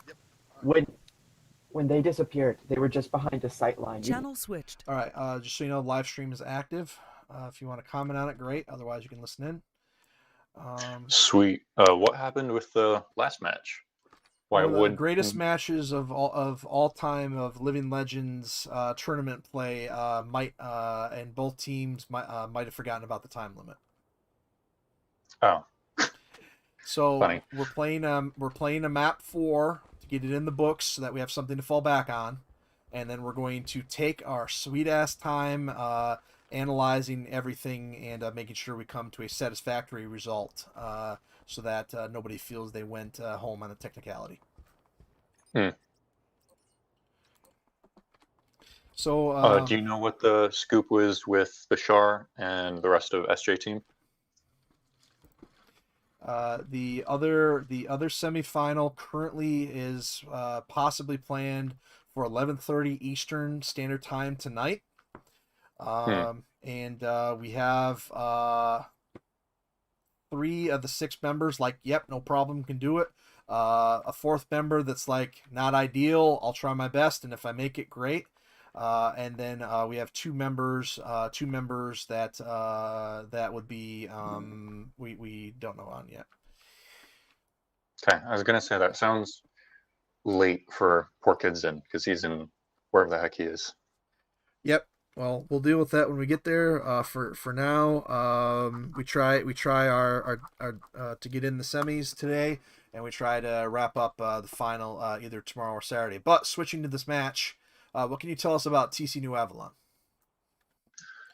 TC New Avalon, it's got a lot of opportunities for both long range and short range. It's one of those maps where it's like you can make it what you want if you force what you want. But I've seen it kind of going mid-range skirmishy lately.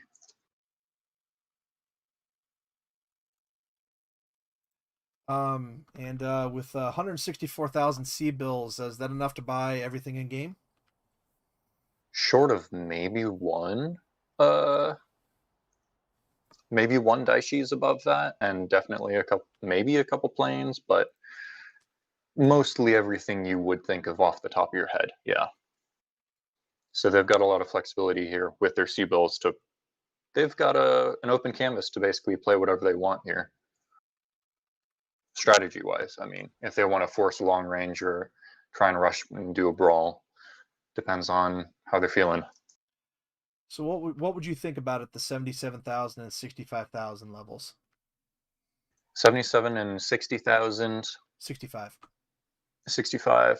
Those are pretty low, especially compared to 160k more or less. Given that there's 2 heavies and 1 unlimited price bracket, I'm feeling like it's going to be. There's a good chance you're going to see assault tank, heavy, and those 2 heavies. Probably not going to be glass cannons, but something with a little bit more beef. I think the Warhammer Prime is in one of those price brackets, and if it is, very good chance we're going to see one of those because it's just so much value for the C-Bill. It's going to be really interesting to see what they get for the biggest price bracket, because you could go value and go with a Mars, or we may see that Kodiak with the Gauss and large lasers for a long-range jump sniping engagement. There's a lot of options. This could go a lot of different ways.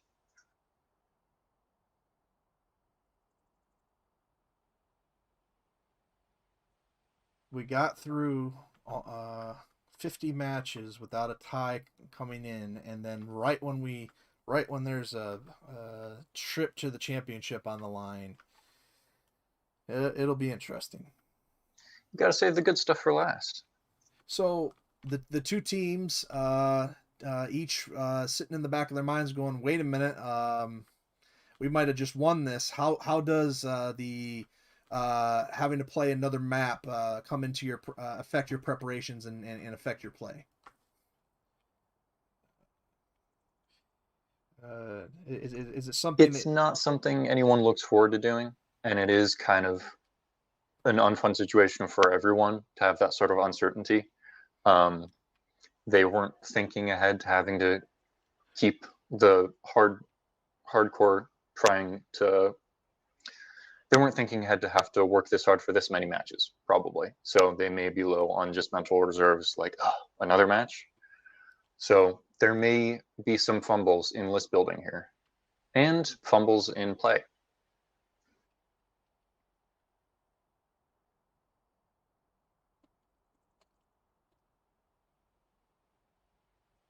Not seeing anything from either of them yet. They've got to really ask themselves the question, are we going to take a Mars? Are we going to build around countering a Mars? It's basically going to be revolving around what they decide with that, I feel like, for their biggest thing, and the 2 heavy mechs are going to follow. How much did the time limit and running out stay in your minds as you were leading your mostly Heartless team in the tournament? For our drops, it was not a consideration except for 1 match in particular, but also our drops were primarily focused on short-range engagements. Purposefully, we were aiming for short-range engagements.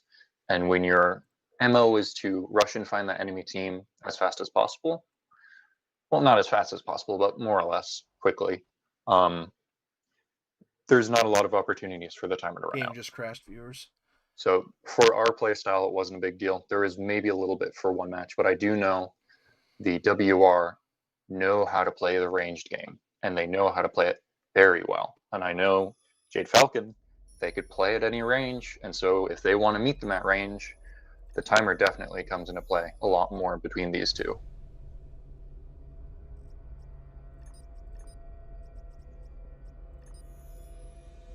What would be the worst thing that you could bring at that assault level there? Like, is there any one assault level asset in game that just doesn't work well in 3v3 play in general? Conditionally, every mech and asset has its niche, but just because you're bringing an assault tank doesn't mean it's going to do well. A good case in point is on Dune, the CJF, the not Falcons, the Sea Foxes versus Merc team. The Merc team decided to bring the UAC-10 Behemoth, which on paper is great. It's the highest DPS output Behemoth in the game. But on Dune, its range is 650. Well, its range is 650 on every map. But on Dune, he was against a dual Hag Mark II. He probably got 2 UAC 10 salvos off before just exploding. So there's a lot of great assault tanks, but just taking an assault tank doesn't mean it's going to be an easy victory. It's still a 32 kph asset, which can get zoned. And while it'd be hard to try and play a game zoning an assault tank, I feel like we're probably going to see that this match, if not very soon. Probably, definitely, at least once in the finals.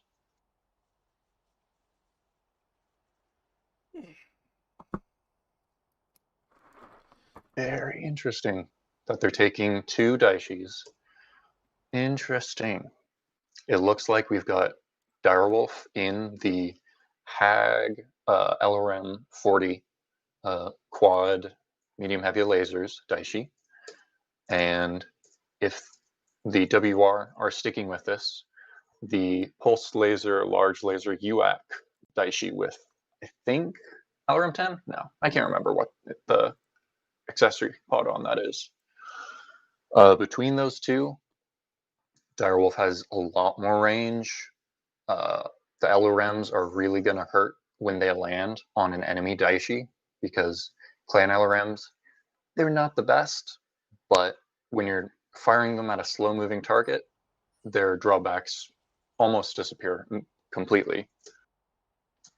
But I'm pretty sure there's a lot more DPS in the WR Daishi with the pulse lasers and large lasers. So, interesting choice. It looks like Jamek is in the HVAC 10 Bushwhacker, which that's probably a really smart play here if they're going to commit for a range game. And Liko in the probably ERATM Ryokin, which also just screams ranged game. They've got Hag, ERATMs, and HVAC 10. They're probably going to try and just commit at range. And it'd be really interesting to see what the HVAC 10 does with Demos, because all of his weapons are precision weapons at range. And if he's locked down with HVAC 10, none of it's going to do anything.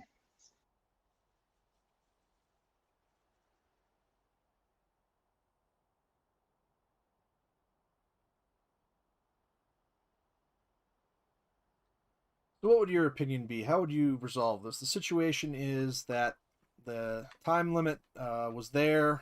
Neither team was necessarily paying attention to it and was trying to finish the match. And time goes out, and one team had two assets alive. One team had 3, but then the team that only had the 2 assets came back and won the match. If this were up to you, how would you handle the situation? There was no announcements in chat of the time limits. No announcements in chat, but written in the rule books and the welcome packets that each team received. That is a tricky one. Well, every team read the rules before they started. There's no way you can say anything about that. I mean, an honorable thing would be it's presumptuous and condescending to talk about what the honorable thing for another team to do would be, but a good sportsmanship maneuver would be to play the extra map and honor it, if both teams honestly forgot about the time limit. That being said, there's no shame in saying, hey, we both agreed to the same rule set. We both ignored it, but it ended up in my favor. The rules are the rules. We both read them. There's no excuses. So in the end, the probably comes down to how the winning or the team that won within the time limit feels about it. If they're feeling generous and they want to risk it for the sake of having the greater sportsmanship, that's on them to commit to. And they're risking throwing a championship just for a little bit more honor. But I don't know. That's a tricky one. Pretty tricky one. I hope I'm not in that situation.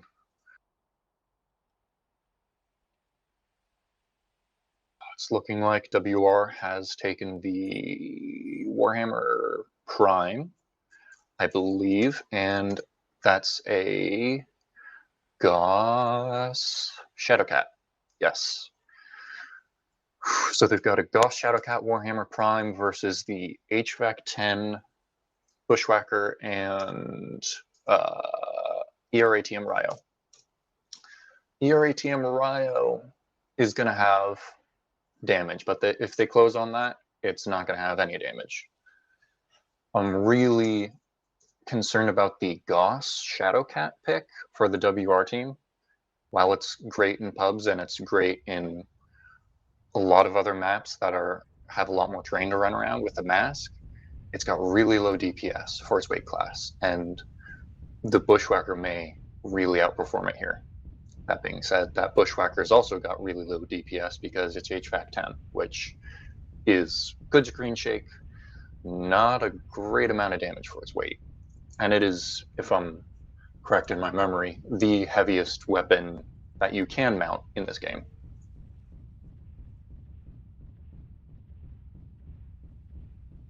They choose the right camo. I think the Falcons have an advantage here, just with their clan affiliation. Their big thing is being green. And that neon green is going to blend in a little bit more, but all of these brightly colored laser armaments are going to stick out like a sore thumb. So I think it's not going to be a camo issue. They should be getting line of sight very soon here. And when they do, Direwolf's going to have the advantage of, probably for 200 meters, of having the hack and the LRM-40. That's real damage. LRM-40, clan LRM-40 to the face is not something that's fun. But if he gets within the 900 meters without making visual, does not look like either team's made a visual yet, because the WR are going down to the pond, which is a move that you can make if you want to force range. And it looks like the Falcons have pushed in past the mid toward where the WR come from and are looking towards the pond, but there's a bluff in between the two. They could very well accidentally drop into each other, and that entire range advantage for Direwolf will be missed. That won't throw them out of the game, because that mech has a lot of close range weaponry. LRM-20s, or the clan LRM-20s, are great in close range, and Hag is great at any range also. But he's not going to have the chance to play the mean bully at 1200 meters and get free damage. Falcons have to have eyes on them now. Yeah, Falcons have eyes. And WR is missing it. Oh, they're taking fire. They know what's up. Oh, LRM-40 right on the that Daishi. LRM-40, HVAC 10. Is he not in range? He's not. The Warhammer is out of range. That's a 64 kph asset that has to run 64 kph minus through the water. He's not going to get in range to help at all. Demos is stuck in that open, taking tons of shots for free. That Shadowcat is missing in action completely. Oh, I got one Alpha Strike off. It's doing nothing else. Bob in the Warhammer, he needs to be getting up there and taking shots. He's got a standard engine. The damage needs to land on him, but nothing's happening. The entire team is blasting Alpha Strikes onto poor WR Daishi. Did it just go down? It just went down. The Gauss Shadowcat had landed a couple shots on Direwolf, but a couple Gauss shells and some air medium lasers does not do enough to offset losing your Daishi. Right now, they would have a chance if Bob and Serial Mascot and the Shadowcat was able to group up and leverage their close range capabilities with that Warhammer. That Warhammer is deceivingly durable. And if they made it the main tank and somehow pulled off some really fancy footwork, they may be able to drop the Daishi if they were careful about it by min-ranging the Ryokin. But be a really small window because that Ryokin's 97 kph doesn't stay min range for long. And I don't think Direwolf is going to be foolish enough to let them get that opportunity and just stand around while they remaneuver around him. Bob is stuck in mid. There's not a lot he can do here. He's peeking out, and he'll take a very large alpha strike to the face with that Direwolf. Yeah, Direwolf is kind of alone-ish here. If he gets separated from the pack while they're chasing off Mascot, Mascot's got, in that Shadowcat, he's got Mask and a pond to work around. But he also doesn't have any terrain to leverage for the ERATMs to be blocked.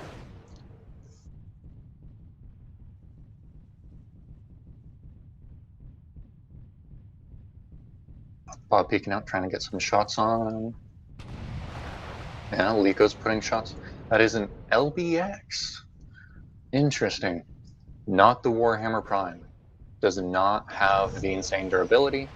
And we're going to see that right now, how undurable it is facing a Direwolf. Or what is it? Daishi. It's just going to evaporate. Already has no back torso. Direwolf doesn't even need the torso twist. He just needs to blast it, and it's done.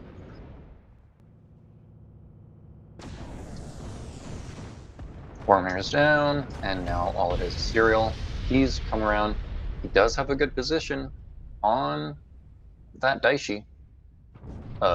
Except other teammates are coming in to help. 86 kph, and that Ryokin at 97 kph will not. Yeah. Very interesting play. They really caught WR with their pants down on that one.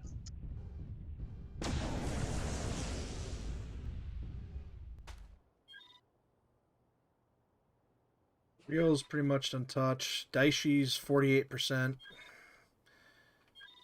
Yeah. Bushwhackers 70%. They missed that opportunity when they had the Shadowcat run up into the mountains and leave the Daishi all alone in the water. They should have kept on the back of their mind the speed at which the enemy Daishi would be going, or enemy assault mech. It's going to be 54 kph or lower, and use that to try and kind of gauge where the enemies could be at that moment. Because it could have been that the Falcons would be aligned to the south also, and if they did that, they would have just been with their pants down even sooner. They did not have enough time to set up the long-ranged engagement that they wanted.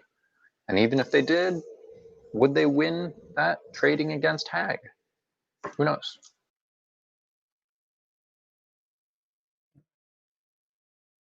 All right, I'm going to check in on the teams. Thanks for the excellent commentary.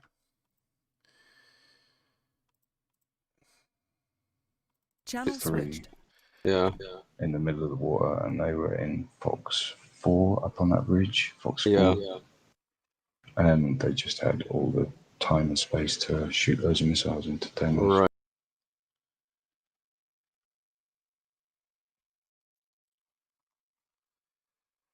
All right.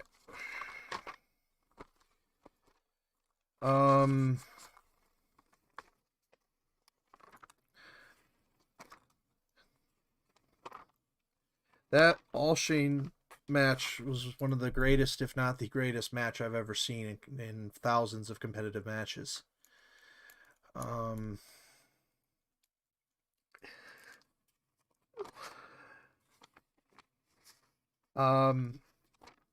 wanna ask you. I've got it muted so you can the streamers can hear my microphone, but they can't hear you guys. I want to get your thoughts a little bit here. Were you guys aware of the time limit during this tournament?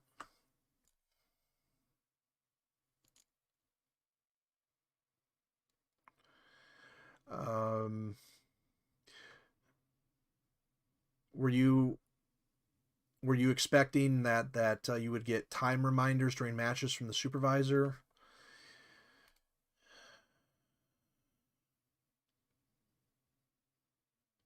All right.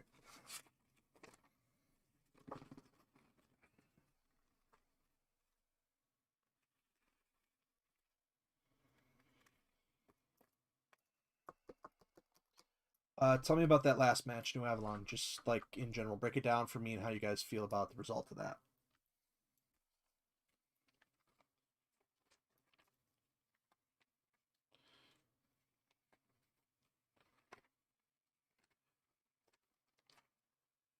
Did you guys go full kitchen sink into that last match, full try hard, full like pretending it was the whole thing was still on the line? And do you feel like it was a competitive battle in turn that it was left on the field? I guess I would ask.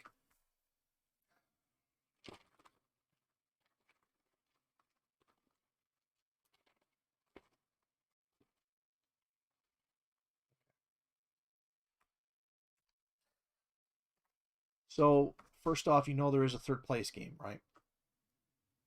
Okay. Second thing is, this sucks regardless of whatever decision has to be made. There is one option if the team leaders want to discuss it, and I don't know if it'll be an option. One thing is to say fuck the rule book, fuck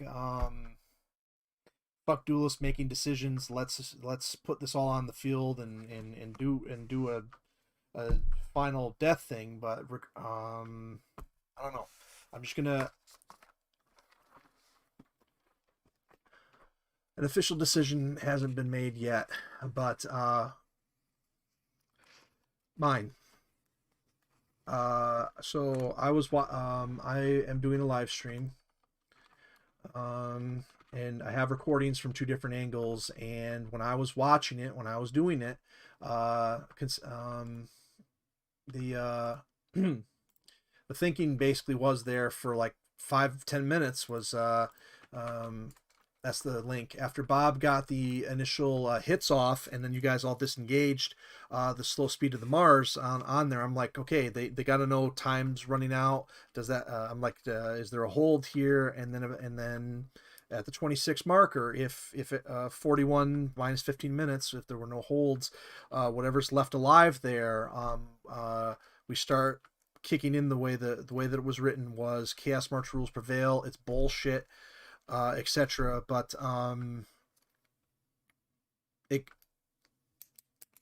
it goes into carrying assets, and that's how we would do it. But that's it's bullshit, regardless of the decision that's made here. What I'm trying to do is talk to the teams, get everything on there, try to make sure that we play another match so that we have something on there, and leave every option out there. So I'm going to go talk to the CJF team now. And then we'll all get together and talk this out to make sure that everybody feels as satisfied as we can in a tough decision. All right. All right. So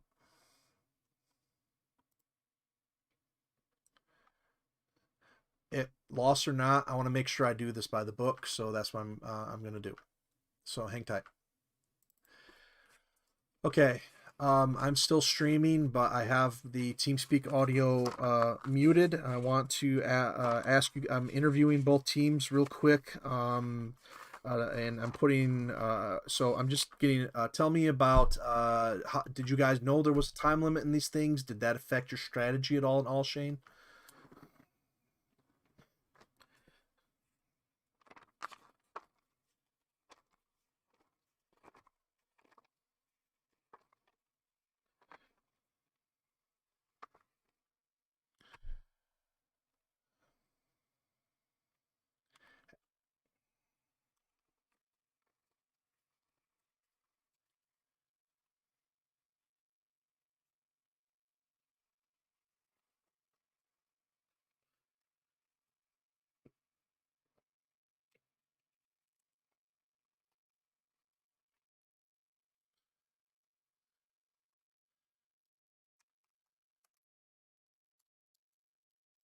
So, in your matches through this tournament, has it been normal for whoever's covering it to give you time reminders as it was getting low?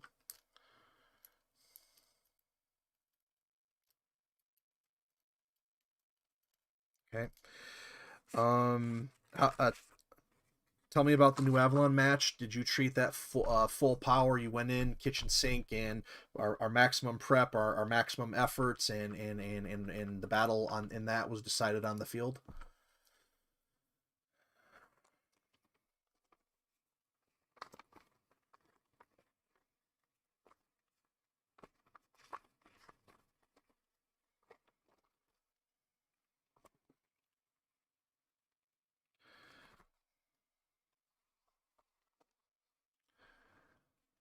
Um,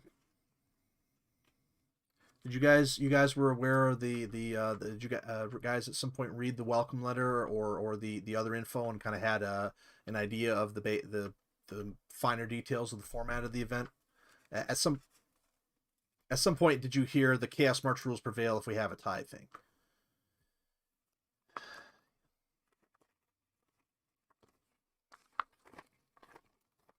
All right.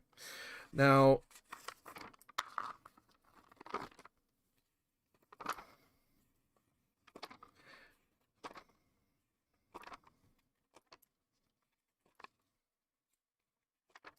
yep.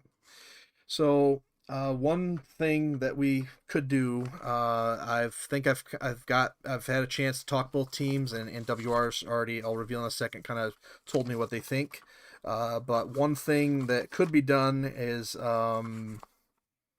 that, and I don't think will be done, but one thing that could be done is if the team captains say, "Duelist, fuck all these rules, fuck all this, you making decisions, let's decide this on the field," we could do a sudden death match.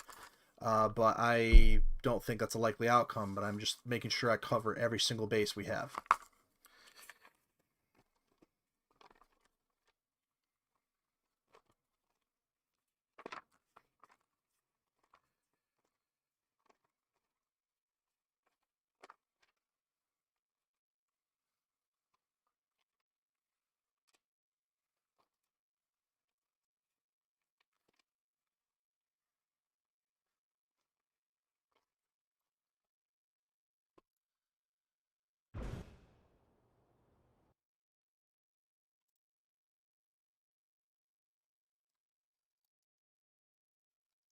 Yep. Okay. I'm gonna quick talk to Dyer in a separate channel for 5 seconds, but I can tell you I already think that we've kind of I think we know how this is I think we've already got a ruling here. So I'm gonna quick talk to Dyer real quick, and then I'll bring the teams up and we'll talk about it. All right. WR accepts the loss. Either way, they're disappointed, obviously, but they also say that they don't want to contest it. What your thoughts on how if I weren't here, how would you have been handling all this? I want your thoughts.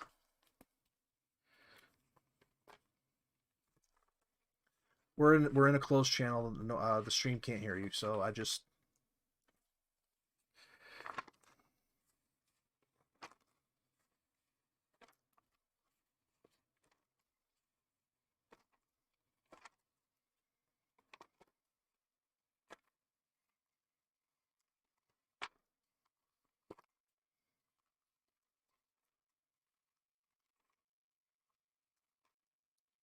Mhm.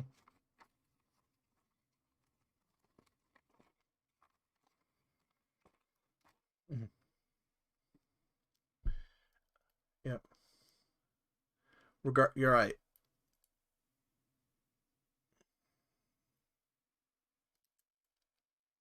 Mhm.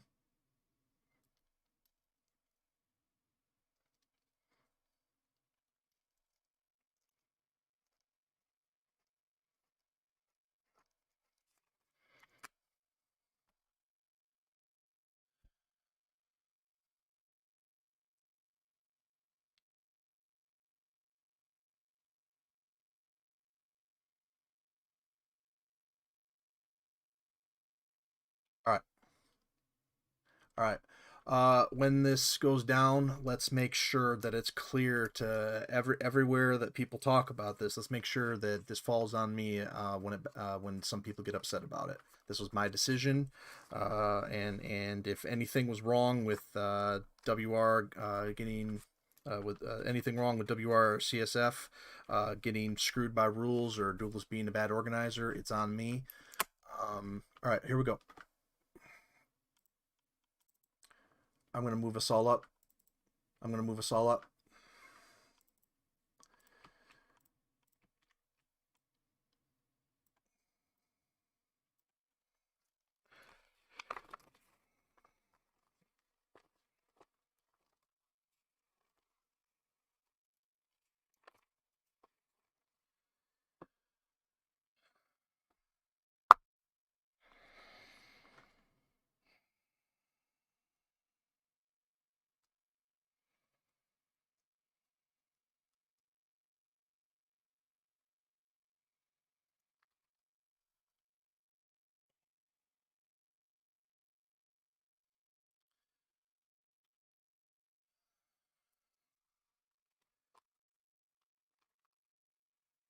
Okay. First off,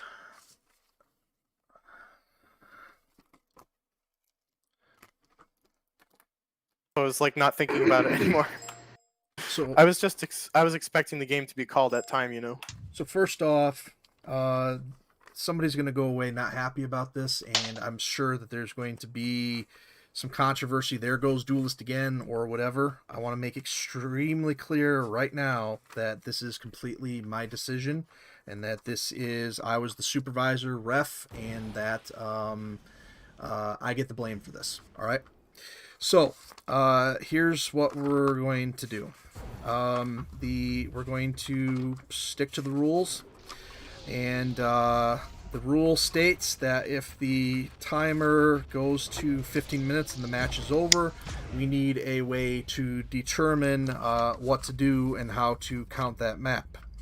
So I can tell you right now that it does not look like we have a tie using any of the different systems organizers have used over the years to determine a map break, and also that we had if it is a tie, we played map 4 and both teams knew it would definitively be the decider if map 3 is determined to be a tie.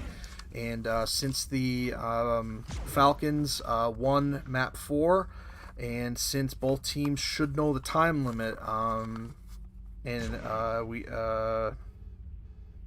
probably should be a Falcon win. But what I want to make sure that we do tonight is, with that aside, I think I have to be a man about it. I'm certifying the Falcons are the victors, and we'll move on to the championship, and WR will move on to the third place game and take on whoever doesn't win in the 11:30 p.m. match tonight. But I don't want to send anybody home empty-handed, and I want to make sure that even unofficially things are settled on the field. So first off, I mean, all the teams that made it to this were essentially you won the right to be here. So that's. I've talked to both teams, and it doesn't sound like that we're going to have a. Both captains seem to be okay with the result, even if it is kind of a strange way to go out. So I'm still going to discuss things. We'll still discuss things and make sure that if this was a crappy way to get into the a crappy way for me not to have been giving time limits or to not have made the time limit more clear, we'll make sure that we correct that. But what I want to do right now is if everybody's got one more in them, I want to make clear there's a 15-minute time limit, and that I want to make clear that this is going to be an exhibition for fun, but I want to give the teams a chance to throw everything on the field. So if the teams are up for it and the captains are up for it, I'd like to end today with an exhibition between the two teams and a final fun map. Sure. I'd be down for one more. Sounds good to me. So basically, let's call this for the people out there that are like, Duelist, gosh darn it, blah blah blah, whatever. Let's make this one the definitive. CJF and Wolverine's Rebirth are going to smack the living crap out of each other on a exhibition digital map for bragging rights. Call it a grudge match if you want. I have no grudge.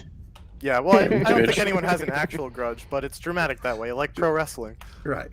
So Wolverine's Rebirth, a hell of a ride, and it was so outstanding to see you guys go in there, and the performance in the round robin. I mean, that was amazing, yeah, without a doubt, you guys were consistently one of our toughest opponents. And with the controversy that comes with it, though, as the ref for this one, I'm going to call this one for the Falcons to move on, and we can look at it from a couple of different ways, but I guess the official way will be that time ran out, and that on the extra map that we played, just in case, the Falcons were victorious there as well. So that'll be the official reason. But for now, I want the Wolverines to give us a C-bill set limit of three limits of their choosing, and a map they want to play. I don't really want to play again. We're Oh, fine. I don't have a grudge. I played badly in that Alshane match, and I have no grudges to settle. Well, I think You can do WR. 2v2 if you want. I think WR are some of. I think everybody here today are outstanding, excellent examples of the top sportsmanship, some of the top and most respected players here. I'm just covering the reason I'm making a spectacle out of any of this stuff isn't for hurt feelings for WR, isn't for any controversy or any of that. I'm just making sure that we cover the bases because in a lot of my prior tournaments, something happens and then things weren't done by the book at the end to resolve it. So that's just more for covering stuff. All right. So does that mean I have to play another game? Nope. No, you don't have Okay. to. That means Gnome King is here, and we haven't seen him in a long time, so we'll have him come in and play one. And You shouldn't mech unless you want to. and Not really. No. Oh, and WR gets a chance to shoot at CJF one more time for exhibition. Bob, give me 3 C-bill limits and a map. I mean, if Bob and Dimos are gonna play, I'll play, but I don't see why it's necessary. It's not necessary. It's just for fun. If you don't want to play, we can have Gnome King sub in for you. Yep. All right. So Does he own a microphone? Like, he says you're I think that's the answer. whatever. All right. So WR, be sure to check in. I know the scheduling is going to be a pain for this, but I will try the best I can to get you guys the opponent, and then try as much as I can to set a schedule time for you guys for the third place game to solidify third place this weekend.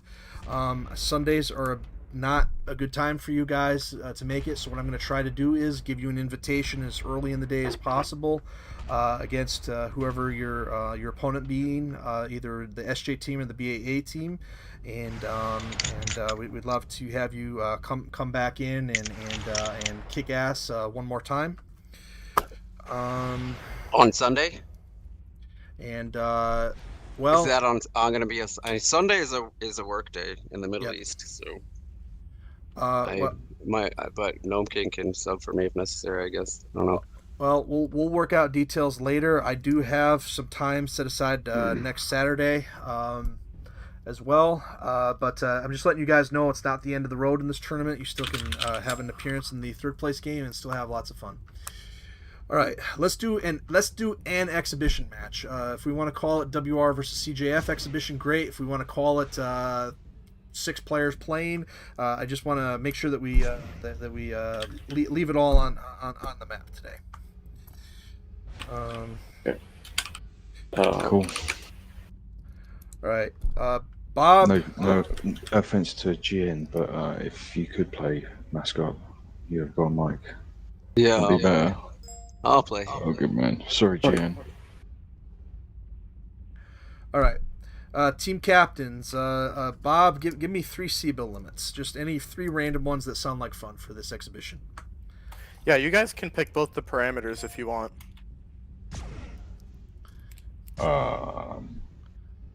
What, out of just these 6 maps? Anything that you Right. want to use. Underground. Underground it is. I don't know if we have it available. I have it available, probably haven't got so it. I'll fire up shit. a server if necessary. And Hog. then, all right. Well, hang on. No, jungle. All right, Jungle's jungle. always good. All right, We do have jungle. slow jungle. Okay, you're right there. And Bob, you're on a roll. Let's go with 3 C-bill limits. Anything you want. 1 sec. You guys can strategize in a channel first Yeah, if yeah. you want to.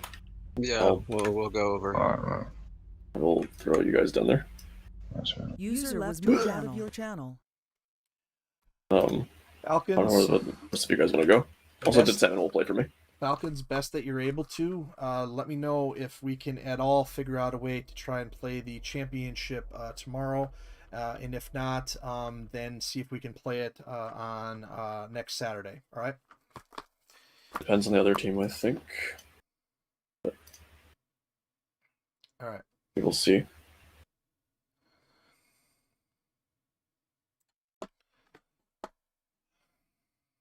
Channel switched.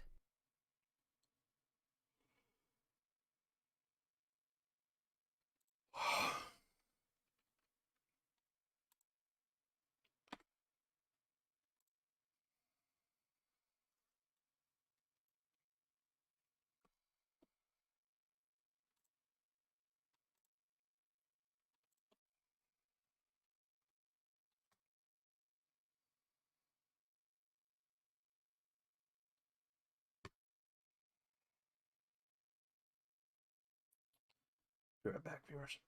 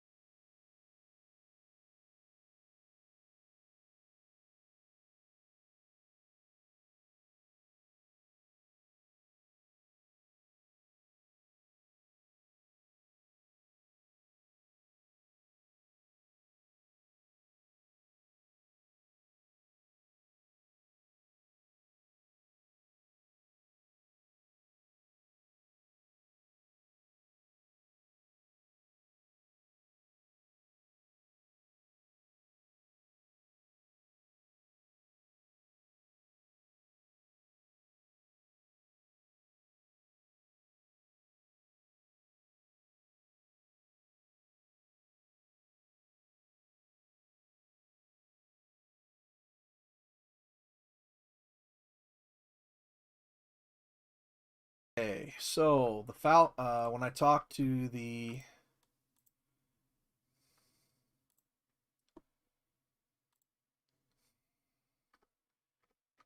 when I talked to WR behind closed doors, they were very gracious and gentlemanly, and were a pleasure to work with in sorting out in sorting out their perspective of things. And I would like to thank them for playing in the tournament, and I hope to see them when we get the third place game in. I've been on both sides of this before as a supervisor, event runner, and as a player, and it is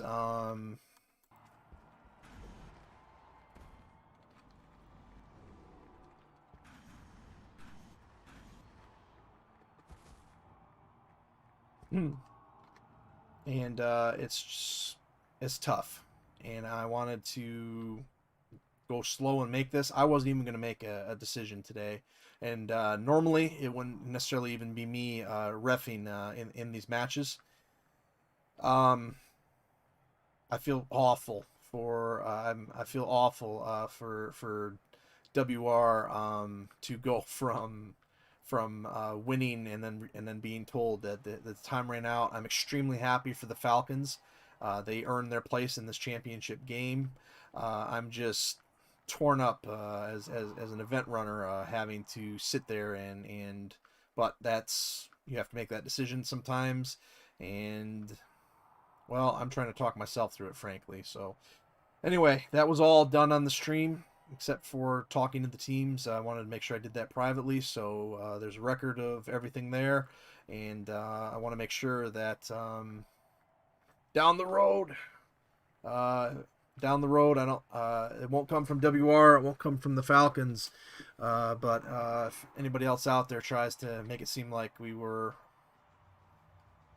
unfair to one of the teams, you can go back and look at the video and see that's anything but the case. So let's get past that.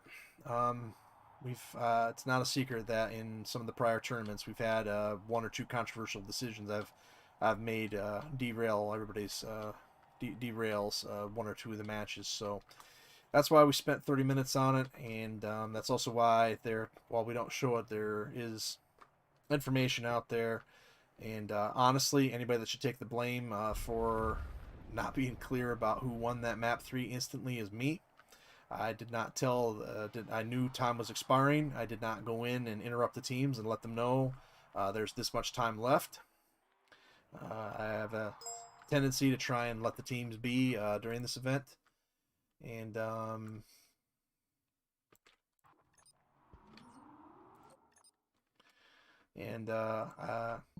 yeah, it was outstanding. Wolverine's Rebirth has been a longtime friend of Clan Smoke Jaguar. Some of the very original events that we started to do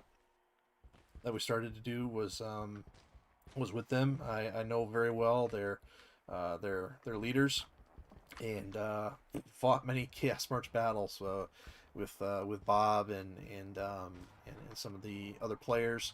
And I have no favorites in this tournament, but it was a wonderful comeback story to see WR come in and be such an outstanding opponent. In addition to their being some of the friendliest and nicest and most skilled players in the history of this game, they also are just wonderful to work with, and the Falcons as well. And that's why we put on these tournaments. We have a lot of fun, and we have a lot of people that make event organizers come back and want to play, make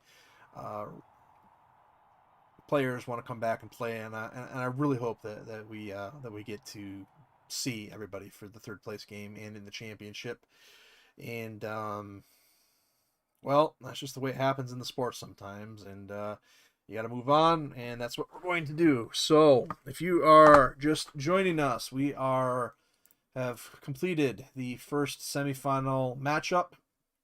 There's a story behind it. You can rewind and take a look at that, but right now you can see here on the bracket that the Falcons will be moving on to the finals, the championship. Congratulations to them, and congratulations to Wolverines Reborked on an excellent and outstanding campaign, coming just that close to getting there. And let's see what they can do in the third place matchup. And we'll have the second part of that bracket between Mostly Heartless and the Guardians at a later time. And we're closing out the broadcast tonight with a hopefully fun battle here on TSA Jungle. It crossed my mind. It really, really, really did cross my mind at one point to just say, okay, well, here we go. Sudden death. Let's play a match and be done. But well,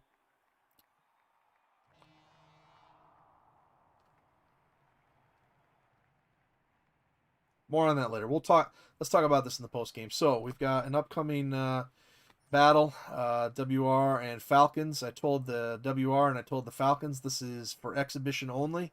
This is the final match, and I want you guys to go out there and have fun and do your best, and I want you guys to bring your A game and shoot things. This is I want some bragging rights, and both teams are fine with each other. Both teams are fine with the result, and there's no I don't detect any animosity. I just think that I want to give WR the chance to come out here and show what they can do. So, number 2 seed with a bit of an upset against the Falcons, come back and play one of the best matches I've ever seen in gameplay. And the Falcons did an outstanding job in that match, but the WR steps up for a classic. The only thing was time had run out, and that was not on the mind so much as the teams deciding to come in and shoot things. So here we are in our exhibition matchup. The C-bill limits are 87, 47, and 118,000. WR selecting those limits and the map.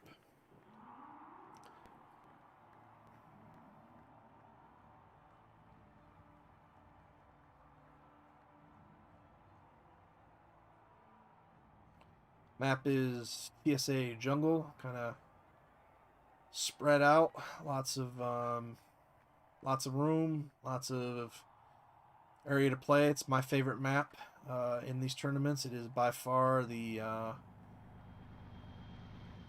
by far my favorite, and by far the most often played. Every time I work with people to do a tournament, we make sure that we play this, and there are many stories. This has been the championship, the final map for the championship, and all prior 3v3s up until this one. But now that they select maps, teams select the maps, we don't quite get as far with that. So I don't think we'll see it as the final map chosen for the championship. But I don't know. You get so far into this tournament, everything's running like oil, and then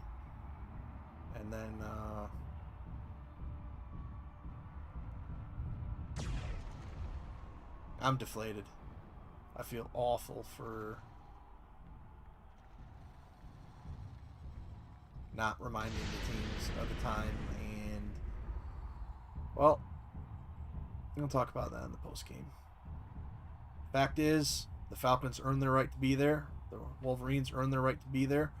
Both teams are being cordial about it and saying we're fine. WR didn't even object to the result, and they were certainly disappointed, as I would be.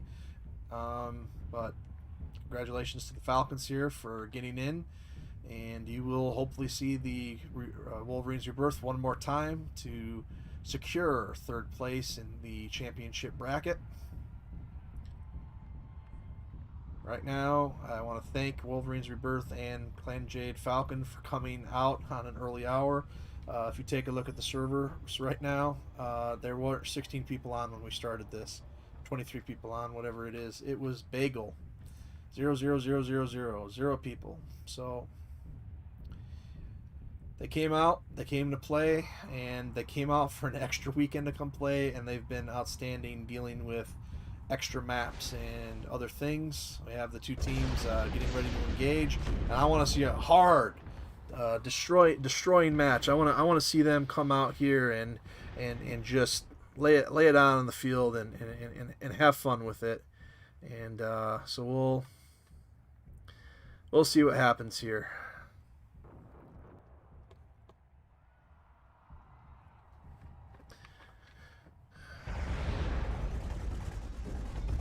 WR fighting low, Clan Jade Falcon fighting high. Jump sniping happening, and well, in the post game, remind me to talk about one thing that definitely did turn things around a little bit.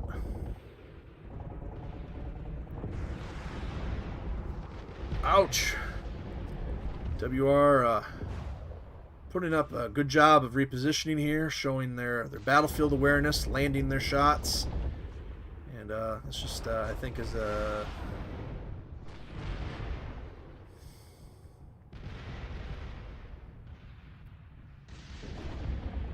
just wanted to play an exhibition match, and well, let's see what happens here.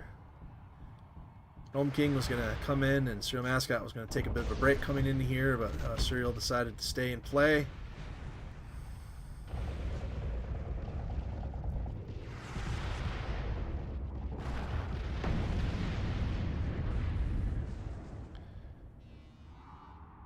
Well, I can tell you where the Falcons get the kill. Falcons were kind of in a position to do some things as we lose the other camera feed. Well, it's an exhibition match. We continue on the main. Bob trying to make his asset work, but the area in which the Wolverines were fighting made it interesting, and this came down to the very last bit. I wouldn't be surprised to see Direwolf's mech be rather beat up. WR did an outstanding job coming in and making a extremely close match out of this after that first engagement. And yeah, well, that's going to wrap it up for our main broadcast. Let's go say goodbye to the players, and let's head in and preview the upcoming stuff. All right. Channel switched. All right, when you're ready, join us in the Falcons channel to say goodnight. Channel switched. When you're ready, join us in the Falcons channel to say goodnight. Channel switched. GG. User GG's joined your WR. channel. Thanks for the games, GG's. guys. Yeah. Yes. All right. So that has it. Falcons 2-1, and Wolverines Rebirth moves to the third place game. The Falcons, congratulations, you make the championship. We will try.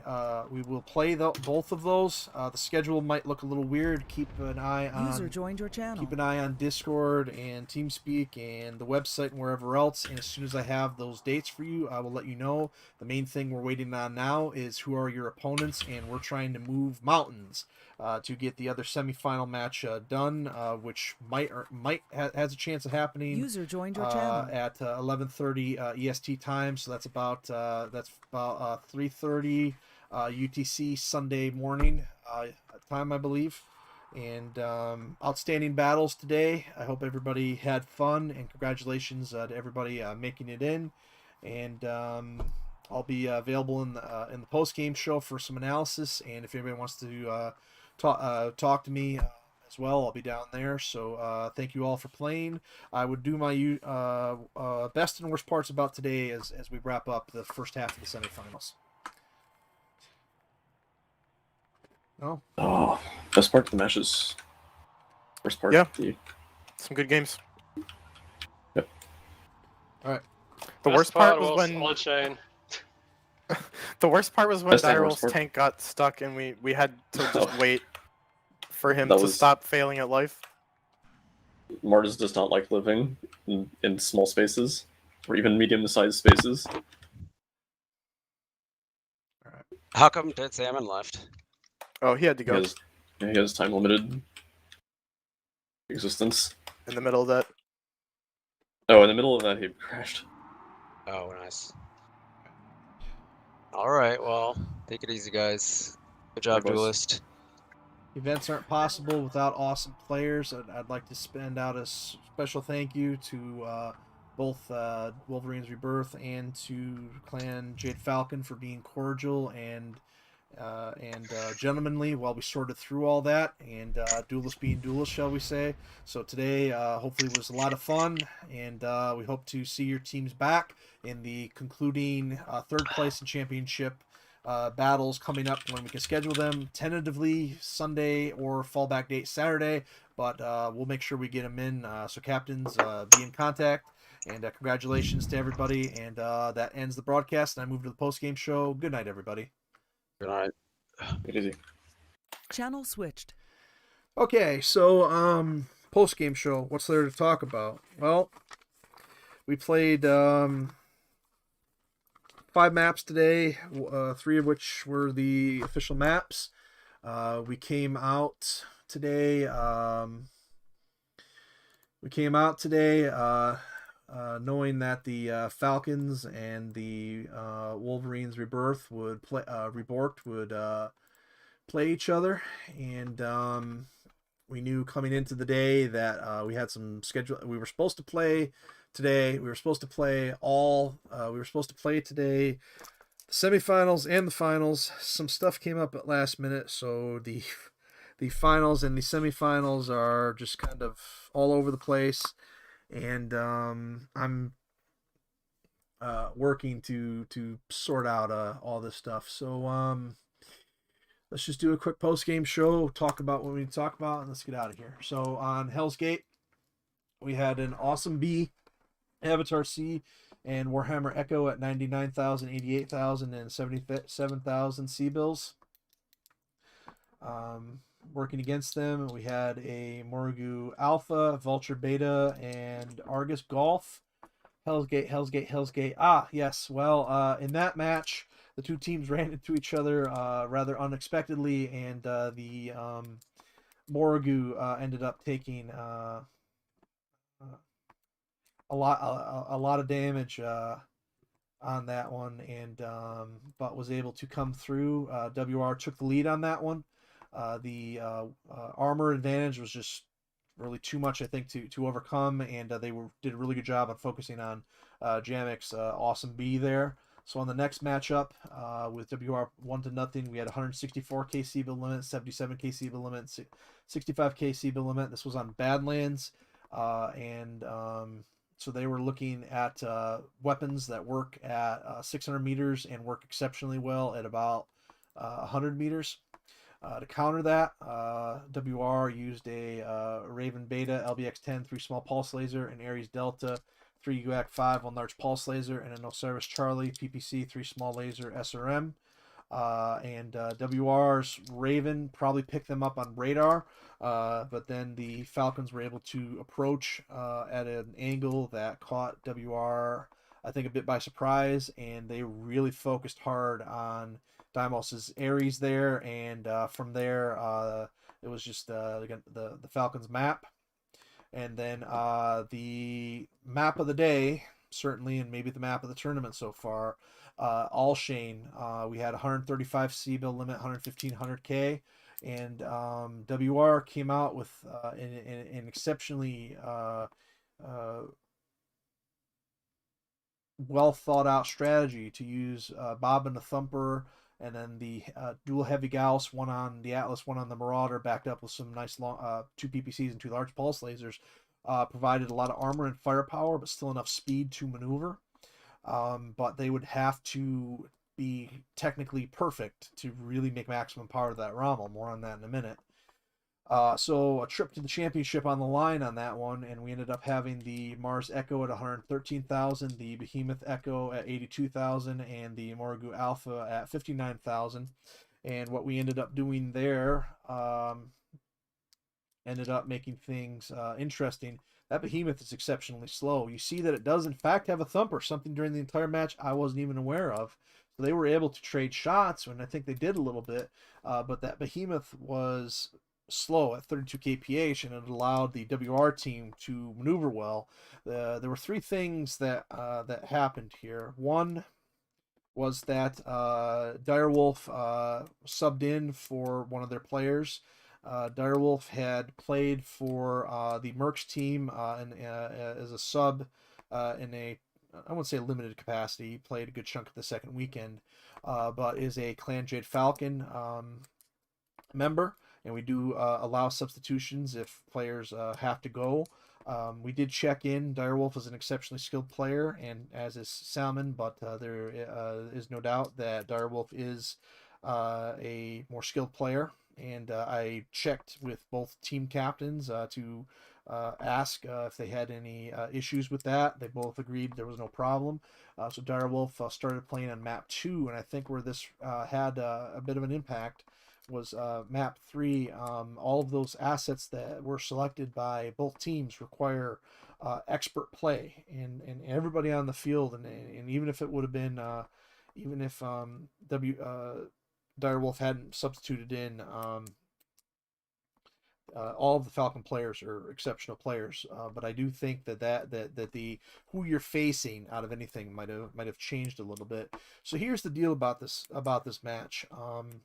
There is a 15-minute time limit, and both teams were told when we started at 41:00, and both teams know from reading the rule book and being told at the very start of the first weekend that there's a 15-minute time limit in these 3v3 matches. This is different than most other events that have a 30-minute time limit and can be ingrained in your mind about that. What ended up happening was that the Behemoth got stuck, or the Behemoth, or the Mars got stuck for a while there, and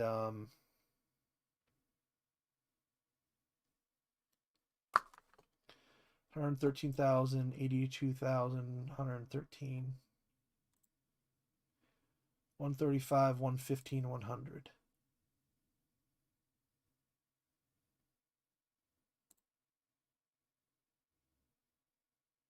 $35,000. No.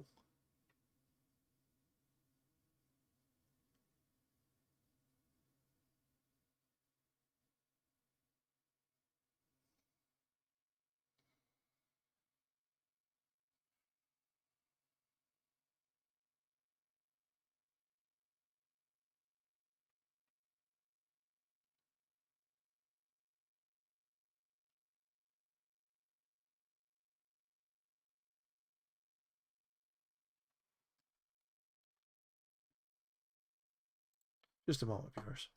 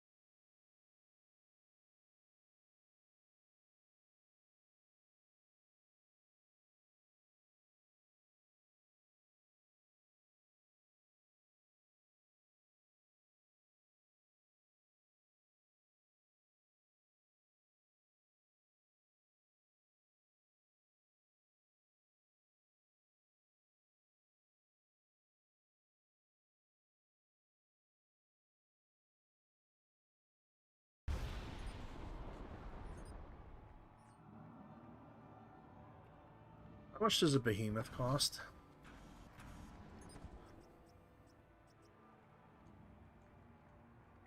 The C-bill limits on all Shane were 135,000, 115,000, and 100,000. Oh, thank goodness. All right. All behemoths are under the 135,000 limit.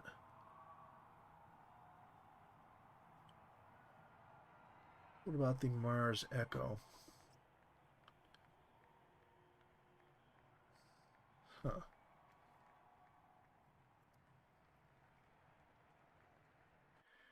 I'm checking, viewers. I'm just triple, quadruple, massively checking the C-bill limit for map 3.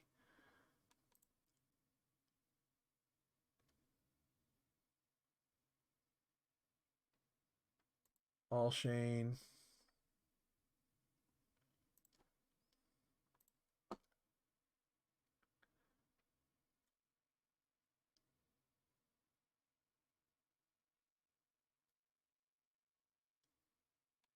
$135,000, $115,000, $100,000.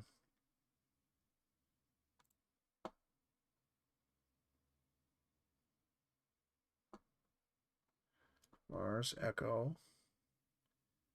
Okay. Behemoth Echo. I think this has got to be a typo in the, I think this has got to be a typo in the drop calc. The drop calcs were, yeah, the drop calcs were optional. The drop calcs were completely optional.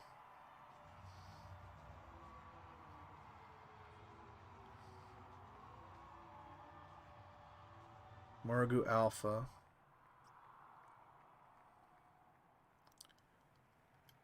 All right.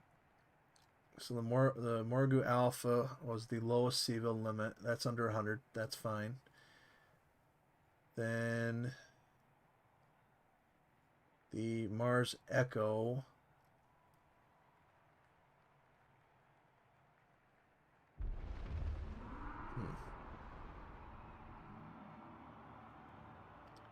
Mars Echo costs 125,000.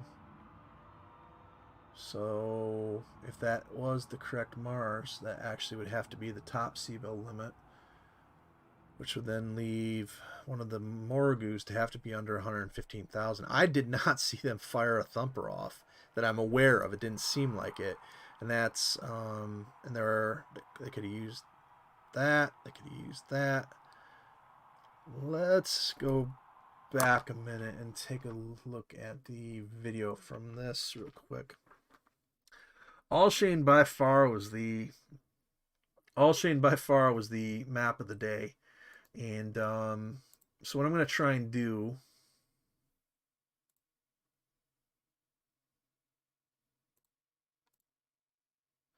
What I'm going to try and do is, I don't know what a picture-in-picture is. I'm not even sure I want to know. Is show this video on the live stream so that we can have a proper. Okay, so properties. Yeah, it's not going to work. Okay. Well, anyway, viewers, let's carry on. So anyway, all Shane, we played, and just think it's a typo in the drop calc here, because they didn't. The Falcons used the drop calc as a record, not for their calculating. But I think that somebody mistyped the. I think somebody accidentally mistyped the Mars and Behemoth that they used, because otherwise, if those were actually correct, they're outside the C-bill limit.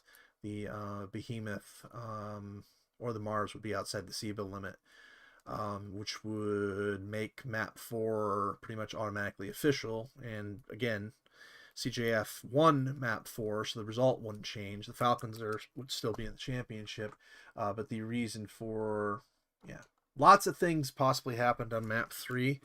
But the main thing is that they got their tank, one of those big tanks got stuck, and the thumper artillery piece fires, well, exactly that, artillery. And so they didn't call a hold, but they also used up, like, what would they say, like 5 minutes of time that they were sitting there. And the match started getting down towards the timer, and both teams knew the start timer. WR lost track of the end timer, and what ended up happening was WR came back outside of the end time, and actually, again, one of the best comebacks I've ever seen, came back and used their assets to technical perfection, and won the battle. And at the end of it, they were excited and, like, congratulations, and they had thought that they had won. And so I sat there and go, oh, well, okay, well,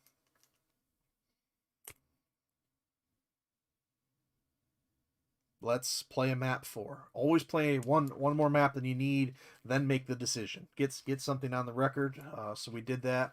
We went in and played map 4, and in the previous parts of the tournament, I selected the C-bills in the map. For this one, after some confusion, we figured out how to let the teams continue with selecting the C-bill limits in the map. And so they selected that. They selected New Avalon on map 4. And C-bill limit for that is probably inside the WR calc. Right, so we go to map 4, not knowing what happened on map 3, and we see New Avalon. We had a limit of 164, 77, and 65. So you get to put in whatever asset you want for that. For that last big one, and I'm not sure the Falcons one's filled out. It is. So then they take a counter that. They take a Hag 20 LRM 40 Daishi with some backup lasers, then a Ryukin Fox, ATM's pulse laser, and a Bushwhacker Delta with HVAC, sniping cannon HVAC, and some short range stuff. And well, what it ended up happening is the Direwolf for the Direwolf Prime for these guys ended up getting caught in the open. The Falcons were able to come out in the open and get the initial shots, and without much lambs, those missiles just rained. All the weapons rained consistently on Deimos's Daishi, and it went down. And a really good job by Serial Mascot and Bob to come back and make things interesting with a still powerful Warhammer and a nice Shadowcat. But ultimately, there was just so much armor. Bushwhacker and Daishi have got a lot of armor on there, and this one map 4, no issue there that the Falcons came out and convincingly won that one. And so where we end up with in this situation is basically that a decision has to be made on how to resolve map 3. And in the rule book, hiding behind the rule book, if time runs out, you have to determine if it's a tie. Okay.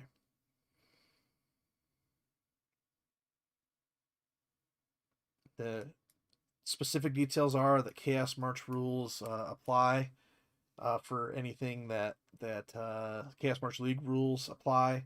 And those have the most controversial thing that there is in the rule set, which is the carrying asset rule, and that means how many things are alive when the things were alive when the thing died. And one of the assets for WR had died before the timer ran out. And time ran out, and that was for now the official decision made for Falcons winning over WR. But there are, even if we threw out map 3, we played map 4, Falcons won again. So at the end of the day, the specific decision is time running out. But we made sure that when it all gets talked out, when it all gets sorted out, when it's debated or whatever, we made sure that we had a map 4 on record. And take how you want to look at it. The Wolverines fought like hell in this. The Falcons fought like hell in this. And when we were done, the Falcons came out on top, and that's why they're moving on to the championship. I'm devastated over map 3 having to be a rules decision. But it doesn't matter, because in map 4 the Falcons came out and we won. So we did leave it on the field today. I'm just exhausted from analyzing map 3s, because once we move on, and anybody that ever wants to see a good match of Living Legends, I'm going to show them that video, because what the Wolverines were able to do in the last part of that is the stuff of legend. Living Legends. And coming into today, coming into today, you'll see that in this round robin, the Falcon Guards might have had one more loss, and might have lost the head-to-head, but 12 points for each team in that last column. Every team that made the final, made the top 4, earned their place to be here. And coming in, Wolverines astonished everybody. They knew they had skilled players. They knew that they have a long, proud history of being a top contender. But it had been a long time since they had been in one of these quarterly events, and they came in and were as competitive as anybody out there. And that's why they came so close to even winning the round robin outright against the BAA Guardians. And the match that coming into this, while all 4 teams earned the right to be here, there was significant anticipation for a rematch between the BAA Guardians and Wolverines Reborn. But I think that the Jade Falcon Guards came in today, played their asses off, defeated an extremely difficult opponent, and said, "We're here in the championship. We're gonna put on a show." So, congratulations to Lico and the Jade Falcon Guards for coming in. And I wouldn't call it an upset so much as just a well-earned victory. But definitely coming into this, not from me and not from anybody really attending today, but from reading on things, the Wolverines were a favorite by a little bit.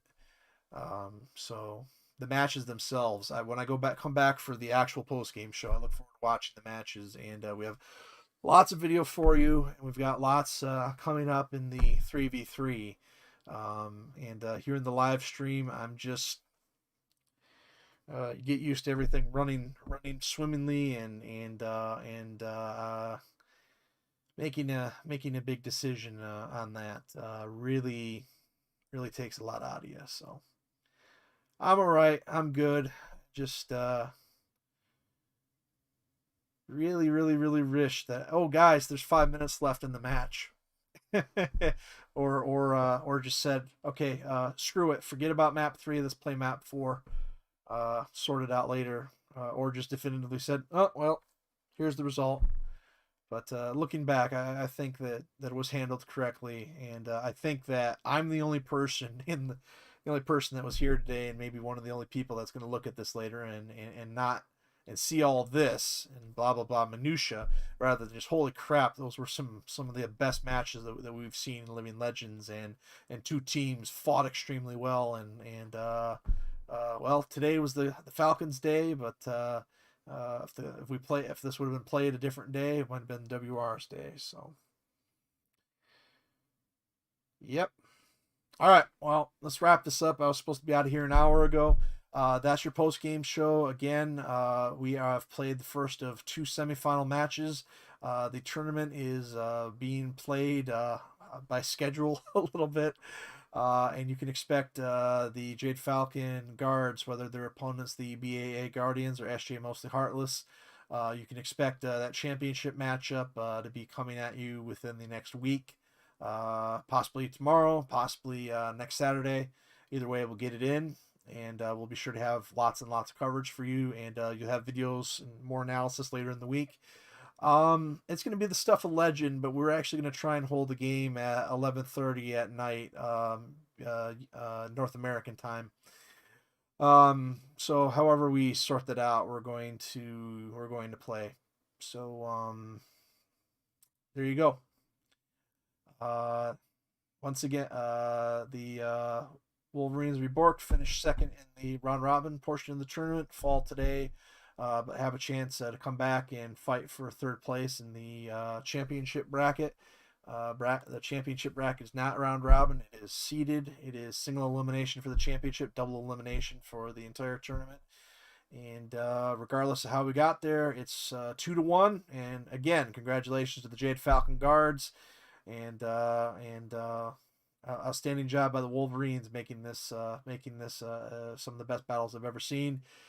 Thank you to Direwolf for helping out helping out today, both as a player and all the awesome stuff. And this tournament would not be possible without Direwolf and Lico and Bird Thing and Bob and BAA and Architect and Jufos and Resk and Kentax and I think Snow Given. All the team, those are all the team captains and people that have provided the servers, and Wolverines Rebirth, Burner for hosting us here at the TeamSpeak, and all the players and all of you watching at home. Hopefully this has been a good live stream, and I'll have some edited videos and a little bit more of a show, a little bit more of a concentrated and duelist coming up when we do the edited videos. Just a quick reminder that there every single battle from last weekend that I was able to record from 2 different cameras is available in a thing, and is available in an edited video, and I'm going to link to it. It's 2 hours long, but it's nothing but nonstop action, and inside of the action, I'll have this in the show notes as well. Inside of the action is timestamps, so you can skip straight to your desired matches that you wish to watch, and there's some live streams available as well, but I think some of those are maybe expiring soon from the first weekend. So there you go, something to watch, and we will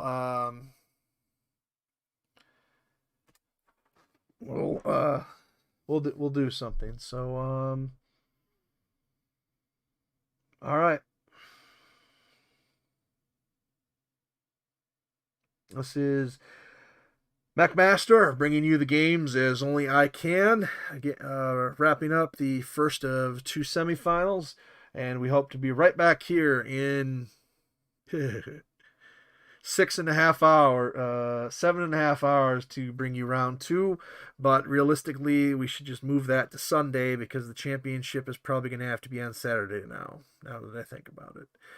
We'll get it all figured out. You have lots of action to watch here. Be sure to watch that All Shane match, and let us know how we did in the comments, and we'll see you all next time. And thanks for watching. This is the 3v3 tournament concluding the first part of the third weekend championship bracket. We'll see you next time.